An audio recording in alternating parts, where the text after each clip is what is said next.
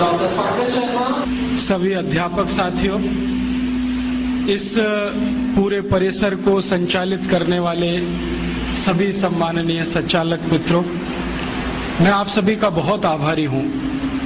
विशेष रूप से श्री कौशल किशोर जी का, जिन्होंने ये आयोजन किया और मुझे आपसे भारत और यूरोप की चिकित्सा पद्धतियों के बारे में बात करने का समय दिया।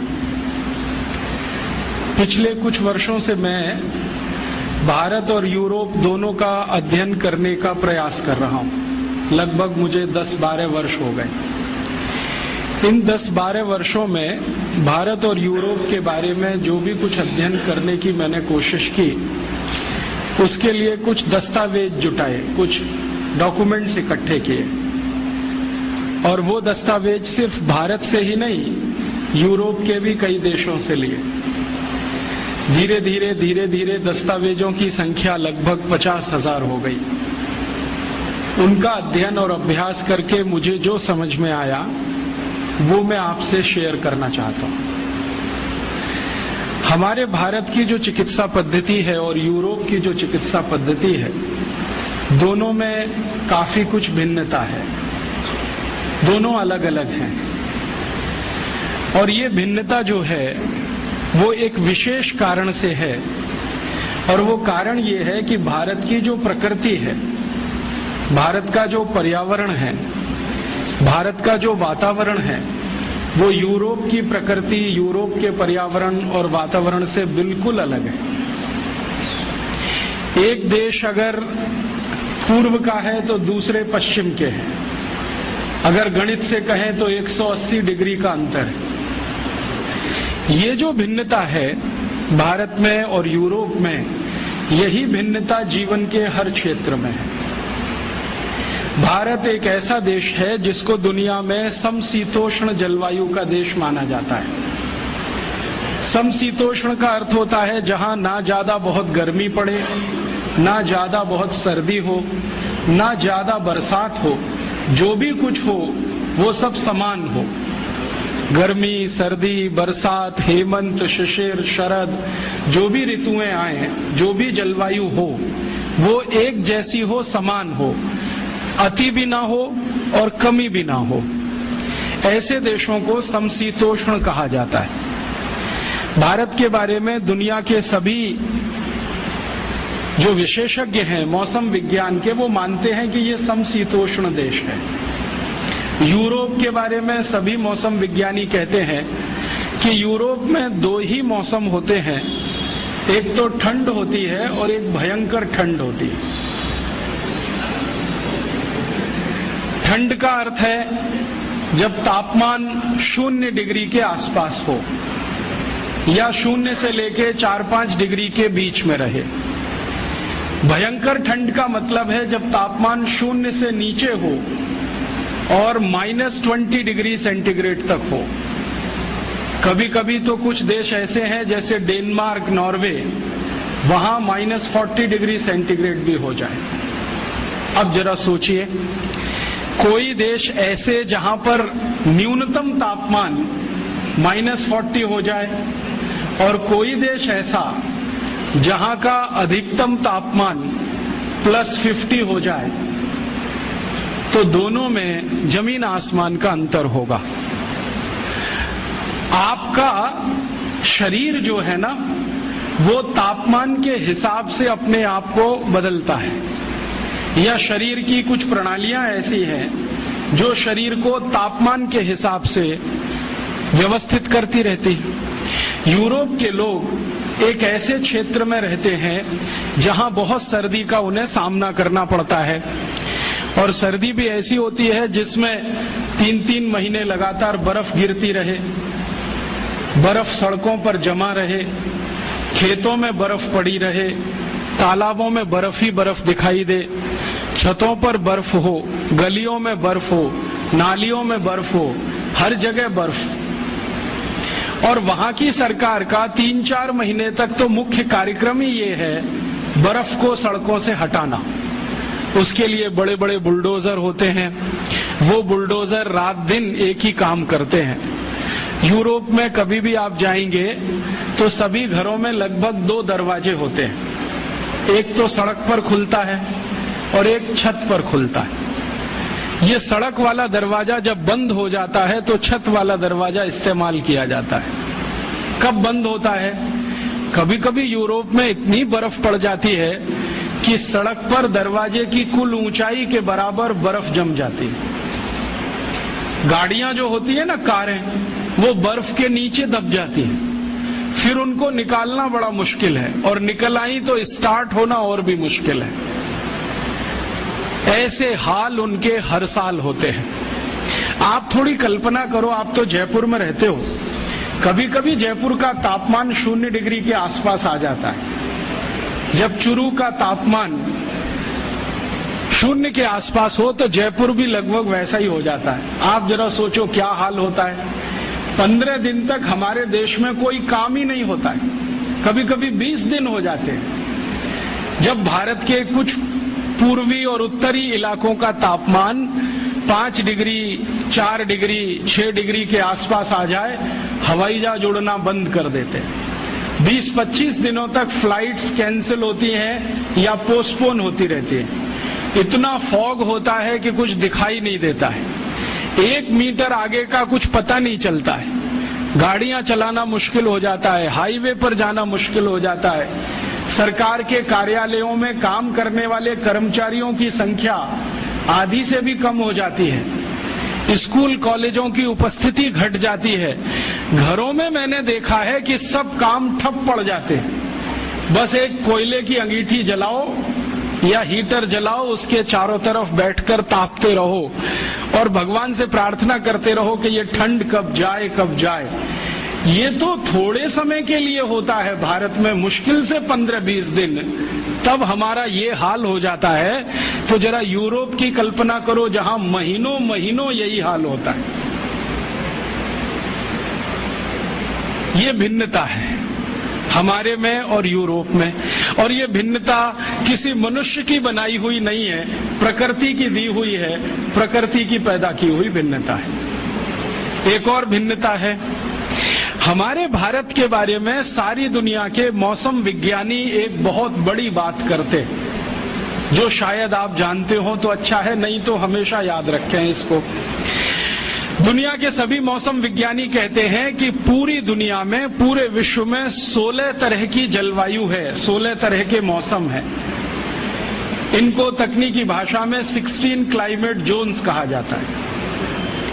और सारे मौसम विज्ञानी कहते हैं कि दुनिया में 200 देश हैं, इनमें अलग अलग ये 16 तरह की जलवायु है या 16 तरह के मौसम है। लेकिन भारत अनोखा ऐसा देश है जहां सारी की सारी 16 जलवायु एक साथ मिलती है। हाँ, और भारत को छोड़ दुनिया के मौसम विज्ञानी कहते हैं कि मौसम के हिसाब से, पर्यावरण और प्रकृति के हिसाब से दुनिया में कोई विशेष देश है, यूनिक है, तो वो ये भारत देश है। ये क्लाइमेट जोन्स पता है कैसे होते हैं? टेम्परेचर के हिसाब से फिक्स किए जाते हैं। एक टेम्परेचर मान लिया 0 डिग्री से 10 के बीच में, दूसरा मान लिया 10 से 20 के बीच में, तीसरा 20 से 30 के बीच में, चौथा फिर उसके आगे, फिर 0 के नीचे। इस तरह से फिक्स किए गए हैं क्लाइमेट जोन्स।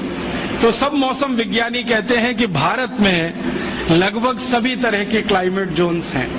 और इसको मूर्त रूप में मैं कहूं, ये तो अमूर्त बात हुई, कुछ मूर्त बात अगर कहूं तो अगर आप भारत में अफ्रीका के रेगिस्तानी जलवायु को देखना चाहें तो राजस्थान के जैसलमेर में आ जाइए, आपको अफ्रीका का रेगिस्तान वहां दिखाई दे जाएगा।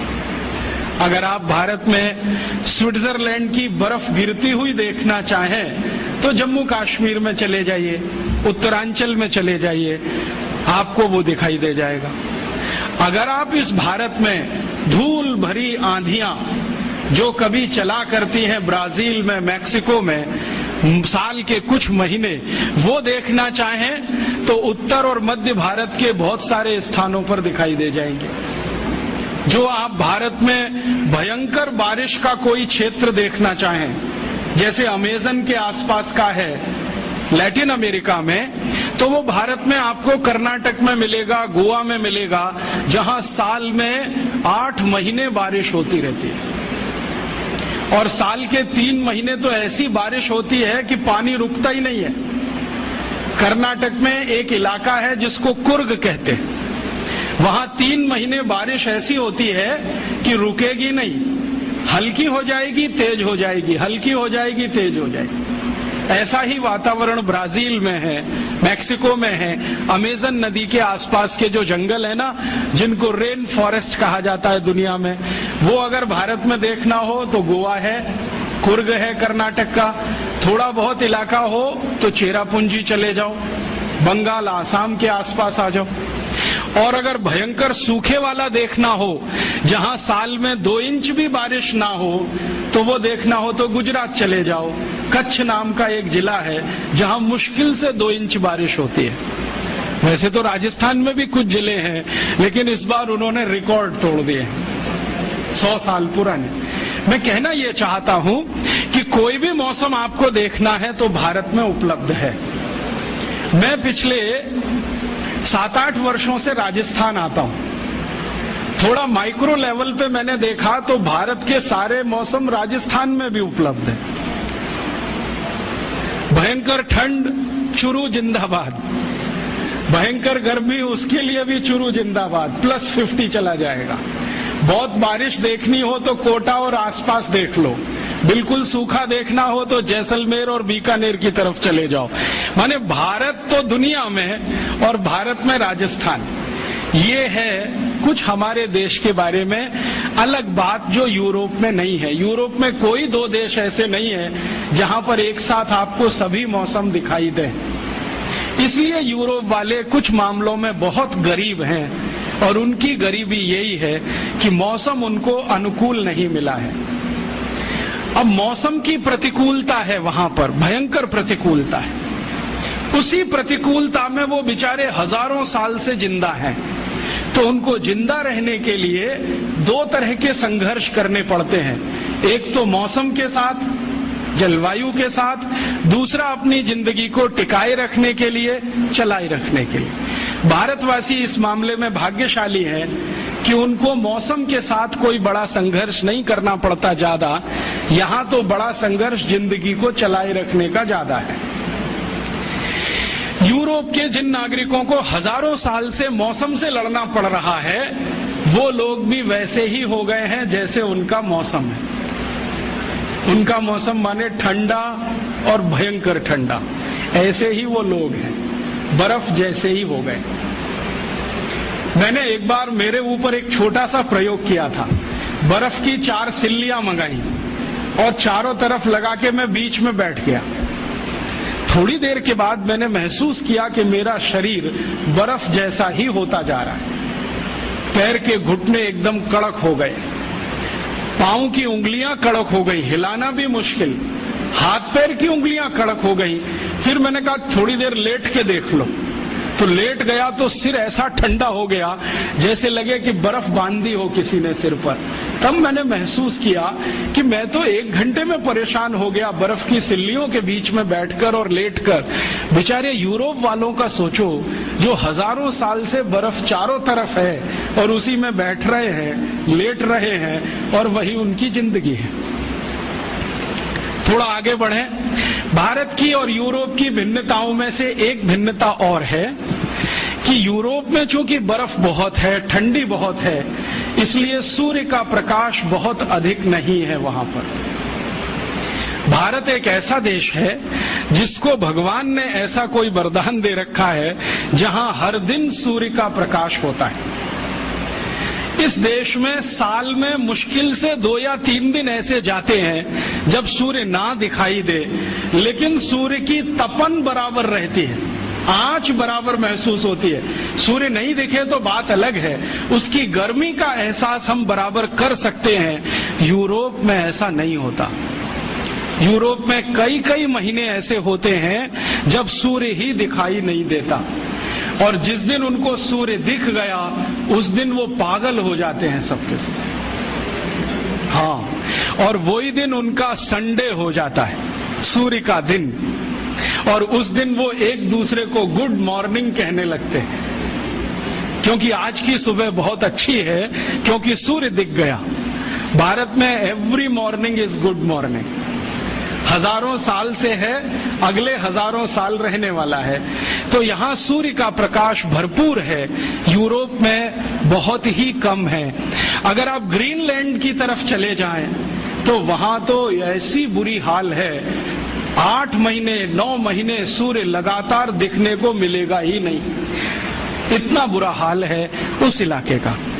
अब आप जरा थोड़ा गंभीरता से सरल बातें समझने की कोशिश करो। जिस देश में सूर्य का प्रकाश भरपूर होगा वहां पर पेड़ पौधों की प्रजातियां बहुत होंगी, और जिस देश में सूर्य का प्रकाश ही नहीं होगा वहां जमीन में से कुछ घास का तिनका भी पैदा नहीं होगा।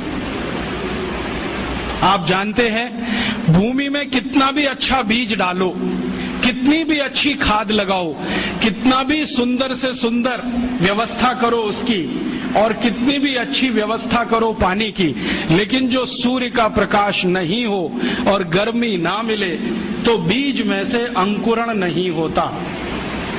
यूरोप की कल्पना करो, जहां खेतों में महीनों महीनों बर्फ जमी रहे वहां तो घास का तिनका भी नहीं उग सकता।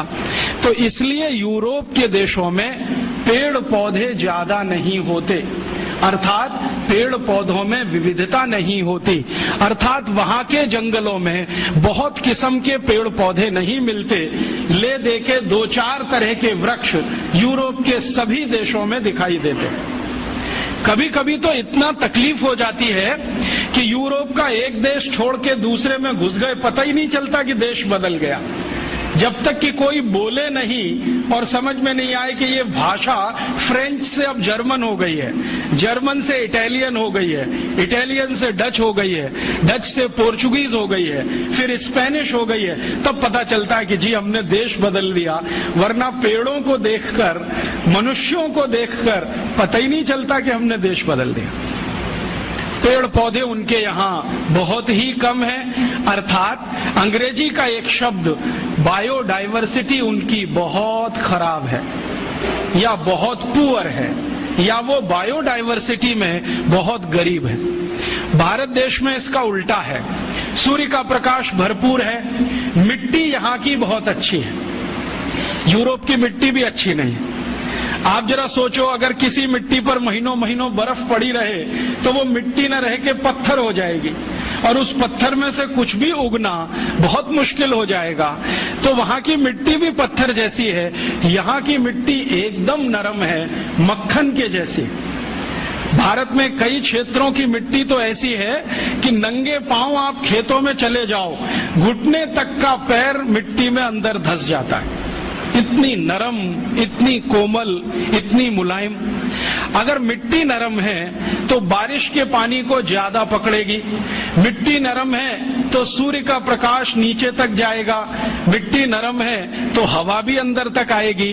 तो हर पेड़ के पौधे की जड़ को या बीज को भरपूर मात्रा में बारिश का पानी मिल जाता है, सूरज की धूप भी मिल जाती है और हवा भी मिल जाती है, तो उनकी जो बढ़त है, ग्रोथ है, वो बहुत अच्छी होती है। यूरोप में ऐसा कुछ भी नहीं हो पाता। तो वहां की मिट्टी भी कड़क है, पानी की व्यवस्था ठीक नहीं है, तो पेड़ पौधे बहुत कम हैं, जैव विविधता बहुत कम है, बायोडाइवर्सिटी बहुत कम है। अब जरा सोचो, जिन देशों में पेड़ पौधे ही नहीं हैं तो वहां जड़ी बूटियां भी कम होंगी, क्योंकि जड़ी बूटियां पेड़ पौधों का ही हिस्सा है।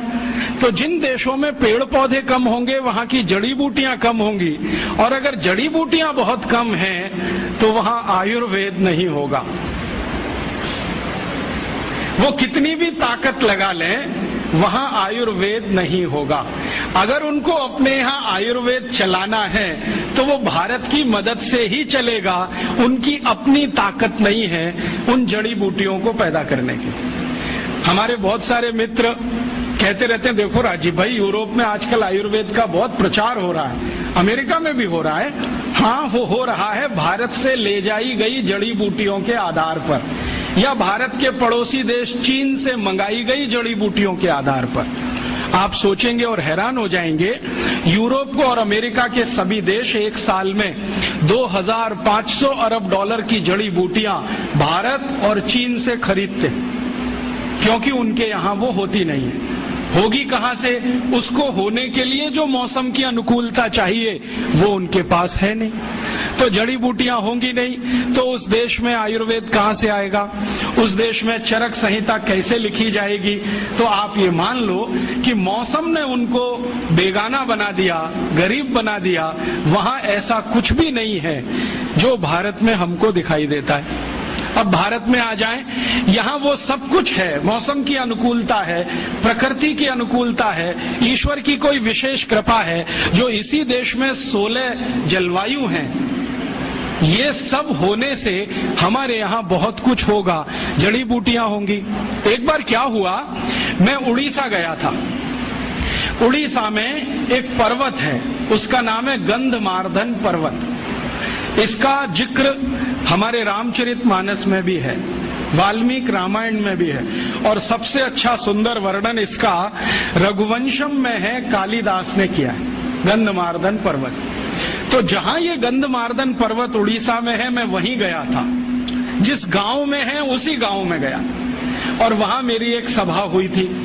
मैंने उस गांव के सरपंच को पूछा कि भाई ये गंधमार्दन पर्वत बड़ा मशहूर है, भारत के शास्त्रों में इसका बहुत वर्णन है, जरा बताओ इसकी विशेषता क्या है। तो उसने कहा कि साहब इसकी एक विशेषता ये है कि इस एक पर्वत पर 16,000 जड़ी बूटियां हैं। मैंने कहा नाम मालूम है? उसने कहा 16,000 के तो नहीं मालूम है, 500-600 के तो बता सकता। फिर मैंने कहा किसको मालूम है? तो कहता मेरे दादाजी को 1000-1200 का मालूम है। दादाजी के दादाजी मिल गए तो शायद 2-2,500 का मालूम हो जाएगा। लेकिन एक ही गांव के छोटे से एक पर्वत पर 16,000 जड़ी बूटियां। तो मैं वहीं नजदीक में एक जिला है, वो जिले का नाम है कालाहांडी, भवानीपट्टनम उसका जिला केंद्र है। दौड़कर गया और वहां के जितने भी बॉटनी के प्रोफेसर्स थे सबको मैं मिला। तो उन्होंने कहा हाँ ये बात सही है। एक एक प्रोफेसर बोलता है कि मैंने लिस्टिंग किया है, तो कोई प्रोफेसर के पास 2,500 जड़ी बूटियों का लिस्टिंग है, किसी के पास 3,000 का है। एक प्रोफेसर ने कहा मैं 40 साल से काम करता हूं, उनके पास कुछ 7,000-7,500 जड़ी बूटियों की लिस्ट है। क्या क्या गंधमार्दन पर मिलता है, और उनकी इच्छा है कि मैं सबका लिस्टिंग करूं 16,000 का। लेकिन वो कहते हैं कि शायद 2 जन्म इसमें लग जाएंगे, एक जन्म में ये होने वाला नहीं है। आप सोचो, गंधमार्दन पर्वत एक भारत के जिले के एक गांव के नजदीक का छोटा सा पहाड़, वहां पर इतनी जड़ी बूटियां, तो संपूर्ण भारत का जो मुकुट है हिमालय, उसकी कल्पना करो। भारत के बहुत सारे पादप विशेषज्ञ, पौधों के विशेषज्ञों से मैं मिला हूं, तो उनका कहना है कि राजीव भाई कम से कम 84-85 हजार जड़ी बूटियां तो हिमालय में मिल ही जाएंगी। मैंने पूछा अधिक से अधिक कितनी बताओ, तो उन्होंने कहा वो अभी कैलकुलेशन संभव नहीं है, हमारी इमेजिनेशन काम नहीं करती, कल्पना शक्ति काम नहीं करती। एक बार मैंने सोचा कि संपूर्ण भारत देश के 10 करोड़ विद्यार्थियों को एक बड़े प्रोजेक्ट पे लगा दिया जाए कि तुम्हारे गांव और आसपास में जितनी जड़ी बूटियां हैं उनकी लिस्ट बनाओ, तो शायद 2-4 साल में पूरी लिस्ट बनकर आ जाए। लेकिन 10 करोड़ विद्यार्थी इसमें लगे तो ऐसे ही नहीं आएगी। कितना बड़ा काम है जो अभी तक करने के लिए बाकी पड़ा है और हमें इसका अंदाजा नहीं है। शायद इसलिए नहीं कि भगवान ने भरपूर दे दिया है, तो हमें स्केर्सिटी का अंदाजा नहीं है। ये जो यूरोप और अमेरिका वाले हैं जिनको कुछ मिला नहीं है, वो तड़पते हैं, फड़फड़ाते हैं, और वो रोज भारत सरकार पर आकर ऐसे दबाव डालते हैं कि भारत के कानूनों में संशोधन कर दो और हम ये हिमालय की सब जड़ी बूटी खोद कर ले जाएं, भारत के पहाड़ों से जितना मिले वो ले जाएं, ऐसी व्यवस्था कर दो। और इसी व्यवस्था के लिए उन्होंने गेट करार नाम का एक अंतर्राष्ट्रीय समझौता भारत से करा लिया है, जिसमें से रास्ते खुल जाएं ताकि भारत की बेशकीमती जड़ी बूटियां बिना किसी अवरोध के भारत के बाहर चली जाए। वो तड़पते हैं और इतने सारे रिसर्चर्स वहां से आते हैं यूरोप और अमेरिका से, वो एक ही बात के लिए यहाँ काम करते हैं, किस इलाके में क्या क्या जड़ी बूटियां हैं, कौन कौन से क्षेत्र में क्या क्या मिलता है। अब उन्होंने एक नया रास्ता निकाला है। भारत सरकार कुछ ऐसे मूर्खता के काम करती है, उनमें से एक काम है फॉरेन फंड से एनजीओज चलाना। विदेशी पैसा लिया और एक ट्रस्ट बना लिया, एक संस्था बना ली, एक एनजीओ बना लिया।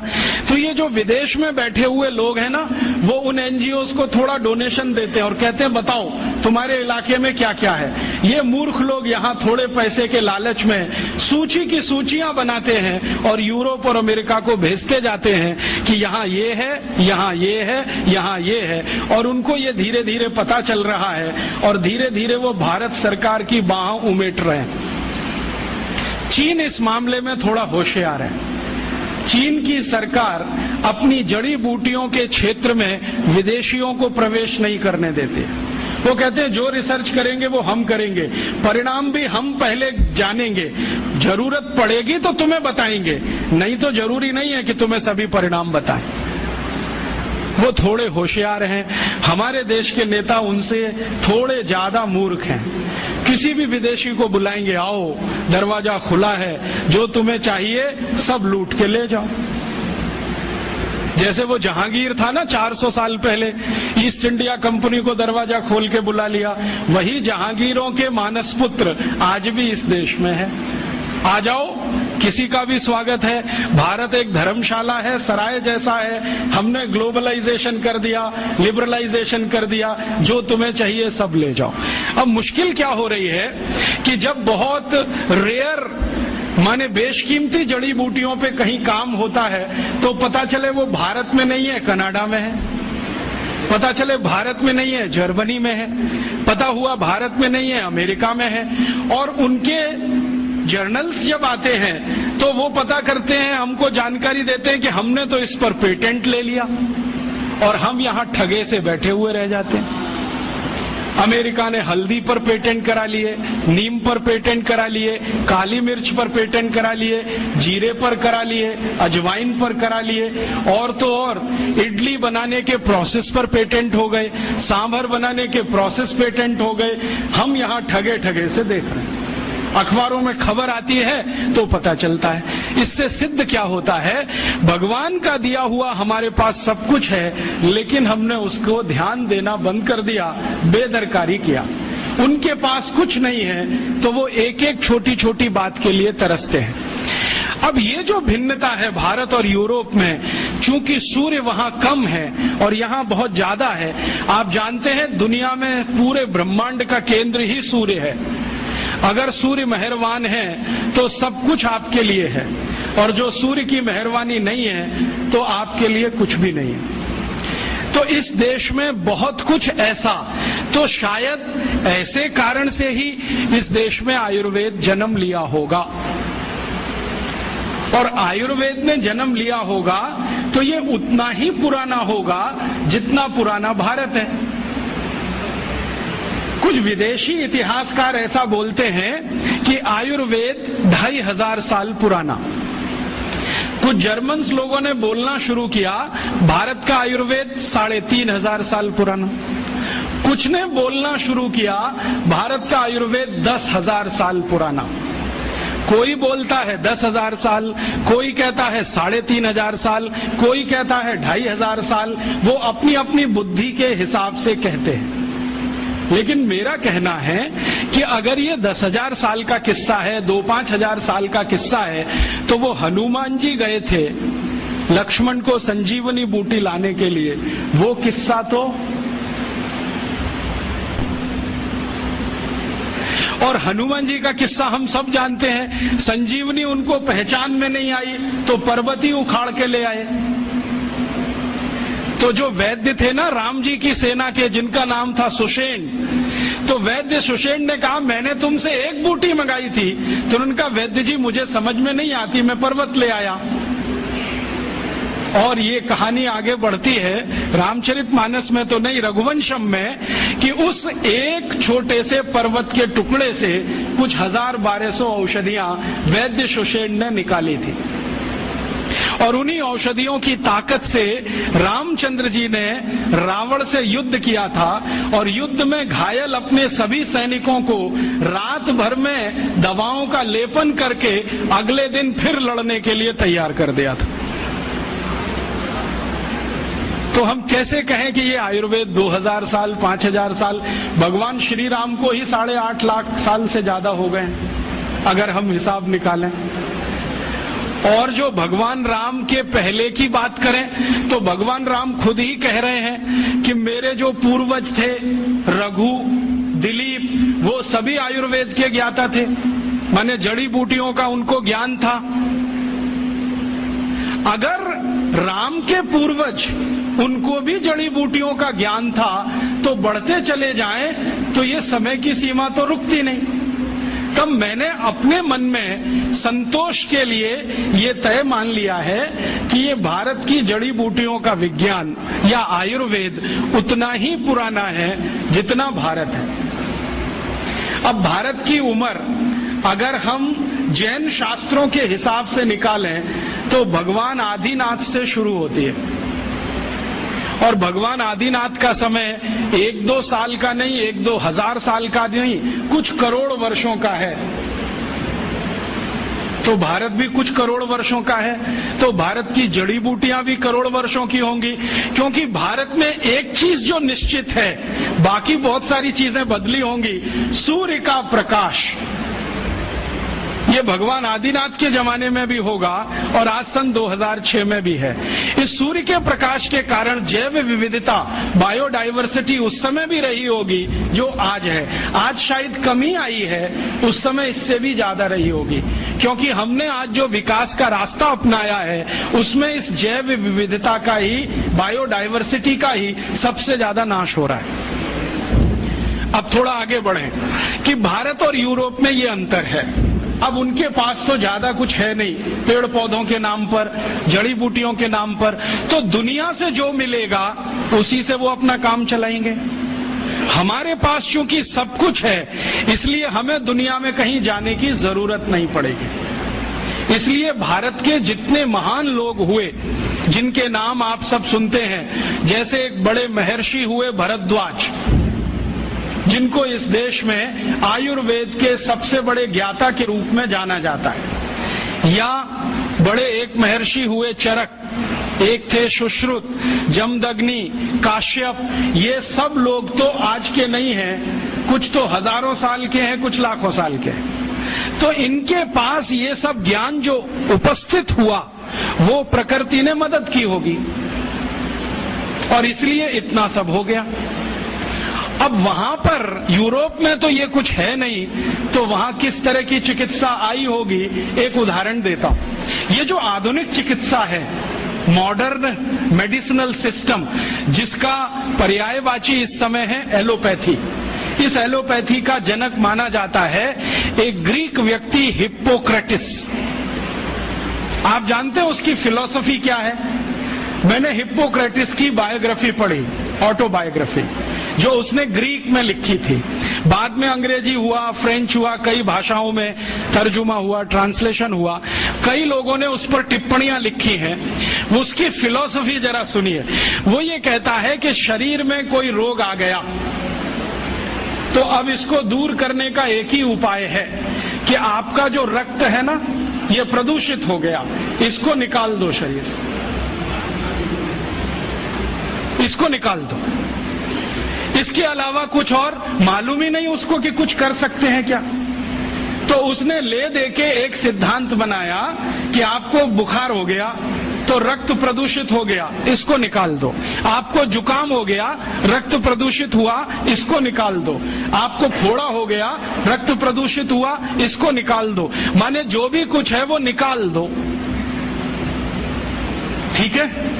और यही शायद हिप्पोक्रेटिस के वंशज हैं जो आज किसी का गर्भाशय निकाल देते हैं, किसी का गॉल ब्लैडर निकाल देते हैं, किसी की किडनी निकाल देते हैं, किसी का कुछ भी निकाल देते हैं।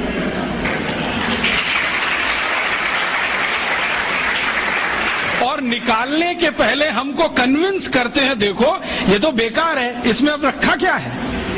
अगर गर्भाशय बेकारी होता तो भगवान ने क्यों दिया? गॉल ब्लैडर बेकारी होता तो ईश्वर ने क्यों दे दिया? किडनी बेकारी है तो ये क्यों है हमारे शरीर में? अगर सब कुछ ही बेकार है तो ये शरीर को ही काट काट के फेंक दो, इसको रखने की क्या जरूरत है? ये सब हिप्पोक्रेटिस के पुत्र हैं, उसी को अपना वंशज मानते हैं। हिप्पोक्रेटिस क्या कहता था? कुछ बीमारी हुई रक्त निकालो। वो तो बेचारा रक्त तक सीमित था, इन्होंने इतना विकास कर लिया है कि अब कुछ भी निकाल दो। मैं आपको एक सच्ची कहानी सुनाता हूं, ये हमेशा आप याद रखना। ये जो हिप्पोक्रेटिस ने विज्ञान बनाया, जिसको मॉडर्न एलोपैथिक सिस्टम कहते हैं, इस विज्ञान के शिकार दुनिया भर के लोग हुए, दुनिया भर के लोग। मैं आपको एक नाम सुनाता हूं जो जल्दी आपके समझ में आ जाए।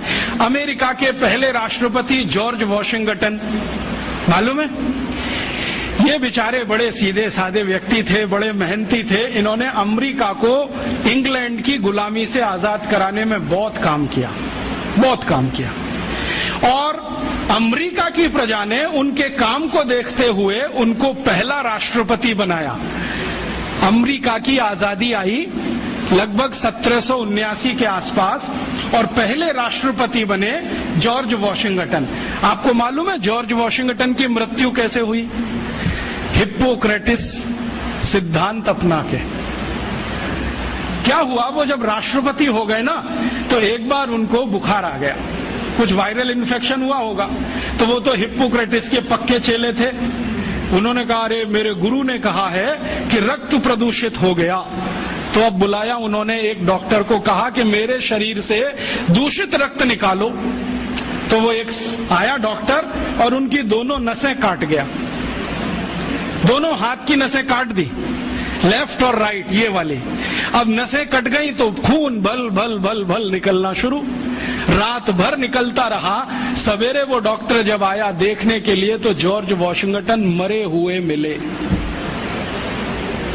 ये कहानी है हिप्पोक्रेटिस सिद्धांत की। जॉर्ज वॉशिंगटन मर गए इस हिप्पोक्रेटिस के चक्कर में कि खून तुम्हारा खराब हुआ है, काट के निकाल दो। अब इनको पता तो है नहीं कि खून बनाना कैसा, काट के निकालना आता है। और ये तो मैंने एक कहानी सुनाई आपको, जॉर्ज वॉशिंगटन जैसे हजारों राजा यूरोप में, ग्रीस में इसी सिद्धांत के शिकार हुए। एक राजा था, बहुत पुरानी कहानी बताता हूं, 4वीं शताब्दी की, क्लॉडियस रोम का, वो भी इसी चक्कर में मरा। उसको भी कुछ बुखार आया और उसके डॉक्टर ने आके नस काट दी उसकी, पैर की भी हाथ की भी, कि खून निकल जाने दो सारा, ये खून निकल गया तो अच्छा हो जाएगा। क्लॉडियस मर गया। डेमोस्थनीज एक बड़ा राजा, वो मर गया। एशुनियस मर गया। ऐसे एक नहीं 1,500-2 हजार से ज्यादा राजा इसी चक्कर में मर गए। ये है मॉडर्न एलोपैथिक सिस्टम। इसने सारी दुनिया को ये सिखाया है कि देखो साइंटिफिक यही है, जो भी है निकालो निकालो, खून है तो निकालो, किडनी है तो निकालो, गॉल ब्लैडर है तो निकालो, ऐसा ये सिस्टम है। अब भारत में क्या है? भारत में तो ये चलने वाला नहीं है और चलाने की जरूरत नहीं है, क्योंकि हमको अगर ये पता है कि बुखार आ गया तो बुखार आने का कारण हमें मालूम है, और अगर कारण मालूम है तो औषधि जिंदाबाद है। एक नहीं 84,000 औषधि है, कोई ना कोई काम करेगी उस पर। तो भारत में जब बुखार आता रहा तो औषधियां दी जाती रही, जड़ी बूटियां दी जाती रही और हम ठीक होते रहे। इसलिए हमको कभी काट पीट के रक्त निकालने की जरूरत नहीं पड़ी। हमने रक्त निकाला युद्ध के मैदानों में, ये नहीं कि ब्लेड काट के अपने ही शरीर से। और हमारे यहाँ किस तरह का सिस्टम रहा होगा। अभी तो आप पहले तो ये मानते थे, मेरे जैसे लोग जो आधुनिक शिक्षा में से पढ़कर निकले हैं, कि ये जो रामचरितमानस है या राम की कथा है ये सब कल्पना है।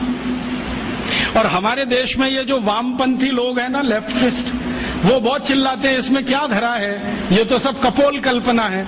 लेकिन अभी उन्हीं के मालिकों ने, यूरोप और अमेरिका के बड़े वैज्ञानिकों ने जो नासा में काम करते हैं, उन्होंने सिद्ध किया है कि ये सब सत्य है। आपको मालूम है, थोड़े दिन पहले नासा ने कुछ फोटोग्राफ्स रिलीज किए और वो फोटोग्राफ्स भारत के भगवान श्री राम के बनाए हुए समुद्र सेतु के बारे में है। मेरे पास भी वो आए हैं। मेरा एक दोस्त नासा में काम करता है, उसने कहा मैं तुम्हें भी भेजता हूं। बहुत सुंदर फोटोग्राफ्स हैं, सैटेलाइट से उतारे गए हैं, कैमरे से नहीं। और उन फोटोग्राफ से पता चलता है कि आज से इतने लाख वर्ष पहले श्री राम जी ने लंका जाने के लिए पुल बनाया था। वो पुल आज भी सुरक्षित है। बस इतना ही अंतर है कि पहले वो समुद्र के ऊपर था, अब समुद्र में नीचे है। नीचे कैसे चला गया? हो सकता है पिछले कुछ लाख वर्षों में 2-4 हजार बार सुनामी आ गया हो, और सुनामी आता है तो मंजिलों मंजिलों बिल्डिंग डूब जाती है, तो ये पुल भी डूब गया हो। लेकिन डूबने के बाद भी वो टूटा नहीं है, सुरक्षित है। और फोटोग्राफ्स बताते हैं और वो साफ दिख रहा है। मेरे पास दुर्भाग्य है कि एलसीडी प्रोजेक्टर में नहीं आपको दिखाता, मेरे लैपटॉप में ये सभी फोटोग्राफ्स हैं। वो बताता है फोटोग्राफ्स की पत्थर है ना, उनको कीलों से जोड़ा गया है। कीले होते हैं, और कीले इस मेटल के हैं जो लाखों साल में भी पानी में रह के क्षरण नहीं हुए। कहीं कहीं पत्थर के बीच में चूना लगाया गया है, वो साफ दिखता है। सीमेंट कहीं नहीं है, क्योंकि सीमेंट था भी नहीं। तो चूने और कीले से जोड़े हुए पत्थर अभी तक सुरक्षित हैं, टूटे नहीं है। और उससे भी बड़ी बात यह है कि उस पूरे पुल पर क्रैक नहीं है, कहीं भी एक क्रैक भी नहीं है। हम सीमेंट की अच्छी से अच्छी बिल्डिंग बनाते हैं और आरसीसी का लेंटर डालते हैं, 2-4 साल में ही क्रैक्स आ जाते हैं, लेकिन उसमें कोई क्रैक भी नहीं है। और उसकी एक और बड़ी विशेषता है कि वो पुल जो है ना, जेड शेप में है पूरा। जेड बनाते ना अंग्रेजी का, ऐसे है पुल। अभी जो पुल बनते हैं वो स्ट्रेट लाइन होती है, एक सीधी रेखा में दीवार खड़ी करते हैं तो डैम बन जाता है, वही पुल जैसा हो जाता है डैम की दीवार। वो जो है ना, ऐसे बनाया गया। क्यों? शायद इसलिए कि समुद्र के पानी का प्रेशर बहुत होता हो, तो उस प्रेशर को इक्वली डिस्ट्रीब्यूट करना हो, तो ये शेप सबसे अच्छा है। क्योंकि इसमें कई दीवार आ जाएंगी, हर दीवार पर प्रेशर डिस्ट्रीब्यूट हो जाएगा, तो उसकी लाइफ बढ़ जाएगी। इतनी अकल हिंदुस्तान के लोगों को आज से 8-8.5 लाख साल पहले थी। और जानते हैं इस पुल का डिजाइनर कौन? नल और नील, माने the great great construction engineer Nal और नील, दोनों ने बना दिया पुल। और अब नासा कहता है कि दुनिया को पुल बनाने की टेक्नोलॉजी शायद भारत से ही गई होगी, क्योंकि इसके पहले दुनिया में कोई पुल बना था, उसका कोई रिकॉर्ड नहीं मिलता। तो अब उस पुल पर से जाकर राम की सेना वापस आई। नल और नील और राम का एक संवाद है रघुवंशम में। नल नील कह रहे हैं कि हम पुल बना देंगे, आप परेशान मत होइए, पत्थर की मदद से बना देंगे। राम पूछ रहे हैं ये समुद्र के पानी में पत्थर तैरेंगे कैसे? उन्होंने कहा वो आपकी चिंता नहीं, हमारी है, क्योंकि हाइड्रोलिक्स हम समझते हैं, आप नहीं समझते। हाँ, वो ऐसे ही बोलते हैं। तो रघुवंशम में तो वो बराबर बात करते हैं। रामचरितमानस में तो सभी पात्र जो है ना, राम को भगवान मानते हैं, इसलिए बात ही नहीं करते। वाल्मीकि रामायण में, कंब रामायण में, रघुवंशम में सभी पात्र बराबर बात कर रहे हैं, क्योंकि वो सहयोगी हैं। तो वो राम को समझा रहे हैं कि इसकी चिंता आप मत करो, हम कर देंगे। राम पूछ रहे हैं तुम्हारे पास तकनीकी क्या है? तो उन्होंने कहा हम पहले नाव डुबोएंगे, पत्थर ले लेके नावों को डुबोएंगे, डूबते डूबते वो ऊपर तक आएगी, तब कंस्ट्रक्शन शुरू करेंगे। कितना दिन लगेगा? उन्होंने कहा जो लगे सो लगे, लेकिन पुल बना देंगे। तो राम जी पूछ रहे हैं कि ये पुल बनेगा तो जाएंगे तो सही, लौट के आएंगे कि नहीं? तो उन्होंने कहा आपको मैं एक गारंटी दे सकता हूं कि अपनी सेना जो जाएगी वो तो लौट के आएगी, जो रावण की सेना इस पुल पर आई तो ये डूब जाएगा। कैसे डूब जाएगा? तो वो कह रहे हैं कि हमने इसका जो हिसाब निकाला है ना पूरा, आपकी सेना में तो सब बानर हैं। हाँ, और बानर जब चलते हैं ना तो मिनिमम प्रेशर डालते हैं जमीन पर।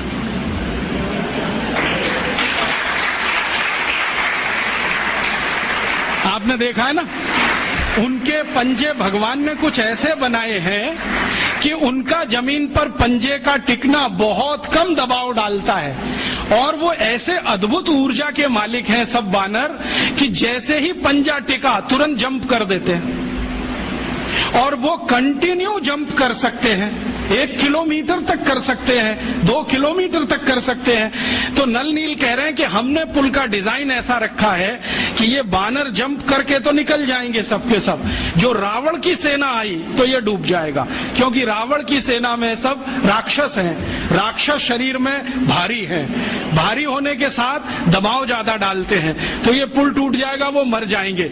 इसलिए युद्ध में हम विजयी होंगे, हारने का चांस नहीं है। इस क्वालिटी की चीजें हैं। अब ये क्वालिटी किसी देश में आई हो तो मैं मान सकता हूं कि उस पुल को बनाने का मटेरियल उस जमाने में रहा हो, और उस पुल को बनाने वाले जो लोग रहे, नल नील जैसे पता नहीं कितने, उनको और भी बहुत कुछ ज्ञान आता हो, क्योंकि पुल बनाने में जो उन्होंने चूना घिसा है उसमें कई तरह की जड़ी बूटियां भी मिलाई गई, उनको जड़ी बूटियों का भी ज्ञान हो। तो इससे यह सिद्ध होता है कि उस जमाने का कंस्ट्रक्शन इंजीनियर जड़ी बूटियों का भी ज्ञाता होता होगा, हो सकता है आयुर्वेद भी उसको आता होगा। और राम की सेना में तो वैद्य सुषेण तो मुख्य वैद्य हैं, लेकिन राम जी की सेना में तो थोड़ी बहुत वैद्य की सब कर लेते, सीता जी भी कर लेती, उनको भी जड़ी बूटियों का ज्ञान, लक्ष्मण भी कर लेते हैं, राम खुद सीख गए हैं बहुत कुछ। तो इन घटनाओं से मैं कहना एक ही बात चाहता हूं कि शायद ये लाखों साल पुरानी विद्या है, ये 10-20 हजार साल की विद्या नहीं है। और ये लाखों साल पुरानी विद्या टिकी कैसे, आज तक जिंदा है। आज भी हम उन औषधियों का नाम जानते हैं जिनको राम जी जानते थे, वो नाम वैसे के वैसे ही चले आ रहे हैं। तो ये कैसे संभव हुआ? ये ऐसे संभव हुआ होगा कि इस विद्या को भारत के लोगों ने जीवन विद्या बना लिया होगा। जीवन विद्या माने जिंदगी के हर क्षेत्र से जुड़ी हुई, और इसको जीवन विद्या बनाया होगा, तभी इसका नाम आयुर्वेद पड़ा होगा। ये आयु का विज्ञान है, चिकित्सा का नहीं है, रोगों का नहीं है, जीवन का विज्ञान है। और ये जीवन का विज्ञान सिखाया गया होगा पीढ़ी दर पीढ़ी, पीढ़ी दर पीढ़ी, पीढ़ी दर पीढ़ी। और ये शायद घरों में ही संभव है, क्योंकि घर में ही ज्यादा समय लोगों का बीतता है। तो शायद हर घर भाषी को ये ज्ञान मालूम होगा। पीढ़ी दर पीढ़ी वो ज्ञान जो आया वो आज तक चला आया, और इतना अद्भुत है कि हमारे दादा दादी, नाना नानी, चाचा चाची, मामा मामी, मौसा मौसी सब इससे भरपूर हैं, सबके पास ये भंडार के रूप में है। फिर एक प्रश्न उठता है, बहुत लोग मुझे कहते हैं कि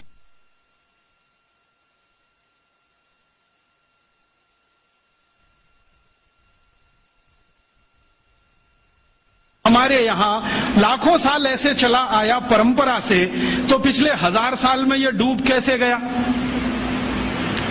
इसका महत्व कैसे कम हो गया? कारण क्या रहा इसका? इसका कारण एक कहानी है। अंग्रेज आ गए, अंग्रेजों से पहले फ्रांसीसी आए, उनसे पहले पुर्तगाली आए, पुर्तगालियों से पहले मुगल आए, उनसे पहले हूण आए, शक आए, सबने लूटा इस देश को। और जो बाहर से आया हुआ लुटेरा होता है ना, उसका एक ही धर्म है कि वो यहाँ से जो भी कुछ है लूट कर ले जाए, और वो यहाँ से जो भी कुछ लूट कर ले जाए उसके लिए आवश्यक है कि जिसका वो धन और संपत्ति है वो उसको लूटने के लिए छोड़े। तो हमने शायद ये लूटने के लिए छोड़ा होगा और उन्होंने इसको लूट लिया होगा। हमने इसको लूटने के लिए क्यों छोड़ा होगा? कोई तो कारण होगा इसके पीछे। तो बहुत दिनों से सोचते सोचते मैं एक नतीजे पे पहुंचा हूं कि शायद एक कारण ये रहा हो कि हमने प्रकृति की दी गई इस संपदा को अपने पास इतनी अधिक मात्रा में उपलब्ध होने पर मान लिया कि हम तो सुरक्षित हैं। जैसे घर में बहुत सारा धन धान्य हो ना तो गरीबी की कल्पना नहीं आती, घर में बहुत सारा पैसा हो ना तो बेरोजगारी की कल्पना नहीं आती, घर में सब कुछ भरा पूरा हो तो अभाव का जीवन क्या होता है पता ही नहीं है। तो यहाँ सब भरा पूरा था, हमें कल्पना ही नहीं थी कि एक दिन ये लुटते लुटते इतना कम हो सकता है कि हमारे लिए विदेशों से लाना पड़े। ये एक कारण रहा हो। ये कारण तो नहीं मैं मानता हूं कि हम कमजोर थे और विदेशी हमसे मजबूत थे, इसलिए हमको वो परास्त कर गए युद्ध में और हम लुट गए। अगर हम कमजोर ही थे तो पृथ्वीराज चौहान कहां से आ गए, महाराणा प्रताप कहां से आ गए, शिवाजी महाराज कहां से आ गए, झांसी की रानी लक्ष्मीबाई कहां से आ गई। और पृथ्वीराज चौहान और राणा प्रताप में कोई तो यूनिक डीएनए रहा होगा, ऐसा तो नहीं है। कोई राजा अपने दुश्मन को बार बार हराए और हराने के बाद हर बार उसे माफ कर दे तो वो तो वीर नहीं महावीर होता है। ये जेनेटिक मटेरियल तो भारत में ही दिखाई देता है, दुनिया में कहीं नहीं है। मैंने दुनिया के बहुत सारे राजाओं का इतिहास पढ़ा है, उन्होंने दुश्मन को हराया तो जान से मार डाला, छोड़ा नहीं उसको। हमारे यहाँ दुश्मनों को परास्त करते रहे और हर बार माफ करते रहे। गलती से एक बार दुश्मन ने परास्त कर दिया तो माफ नहीं किया, क्योंकि उसके पास वो डीएनए नहीं था। माफ करने के लिए जो जिगर चाहिए ना, उसके लिए कुछ खास तरह का बॉडी कंस्ट्रक्शन होता है, कुछ खास तरह के एंजाइम्स होते होंगे, कुछ खास तरह के हार्मोन्स होते होंगे। तो पृथ्वीराज चौहान में तो होंगे, उनके दुश्मन में नहीं रहे होंगे। तो हम कमजोर तो नहीं थे, हमारा इतिहास बार बार बताता है कमजोर तो नहीं थे, ताकतवर तो थे। तो फिर परास्त कैसे हुए, हारे कैसे? शायद इसी से जो पृथ्वीराज चौहान की कहानी बताती है कि दुश्मन को हराया, छोड़ दिया।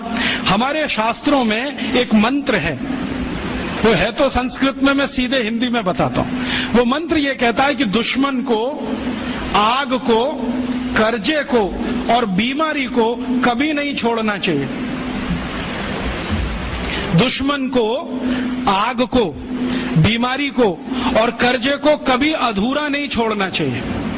दुश्मन को अगर छोड़ दिया तो वो ही मारेगा। फिर भारत की आजादी के पिछले 60 साल का इतिहास गवाह है, हर बार पाकिस्तान को हराया, हर बार हमने छोड़ा।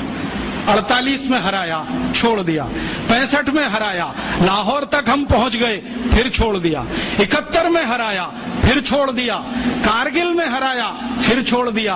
और आज वही पाकिस्तान नाग बन के डस रहा है, हर तीसरे दिन बम ब्लास्ट करा रहा है इस देश में।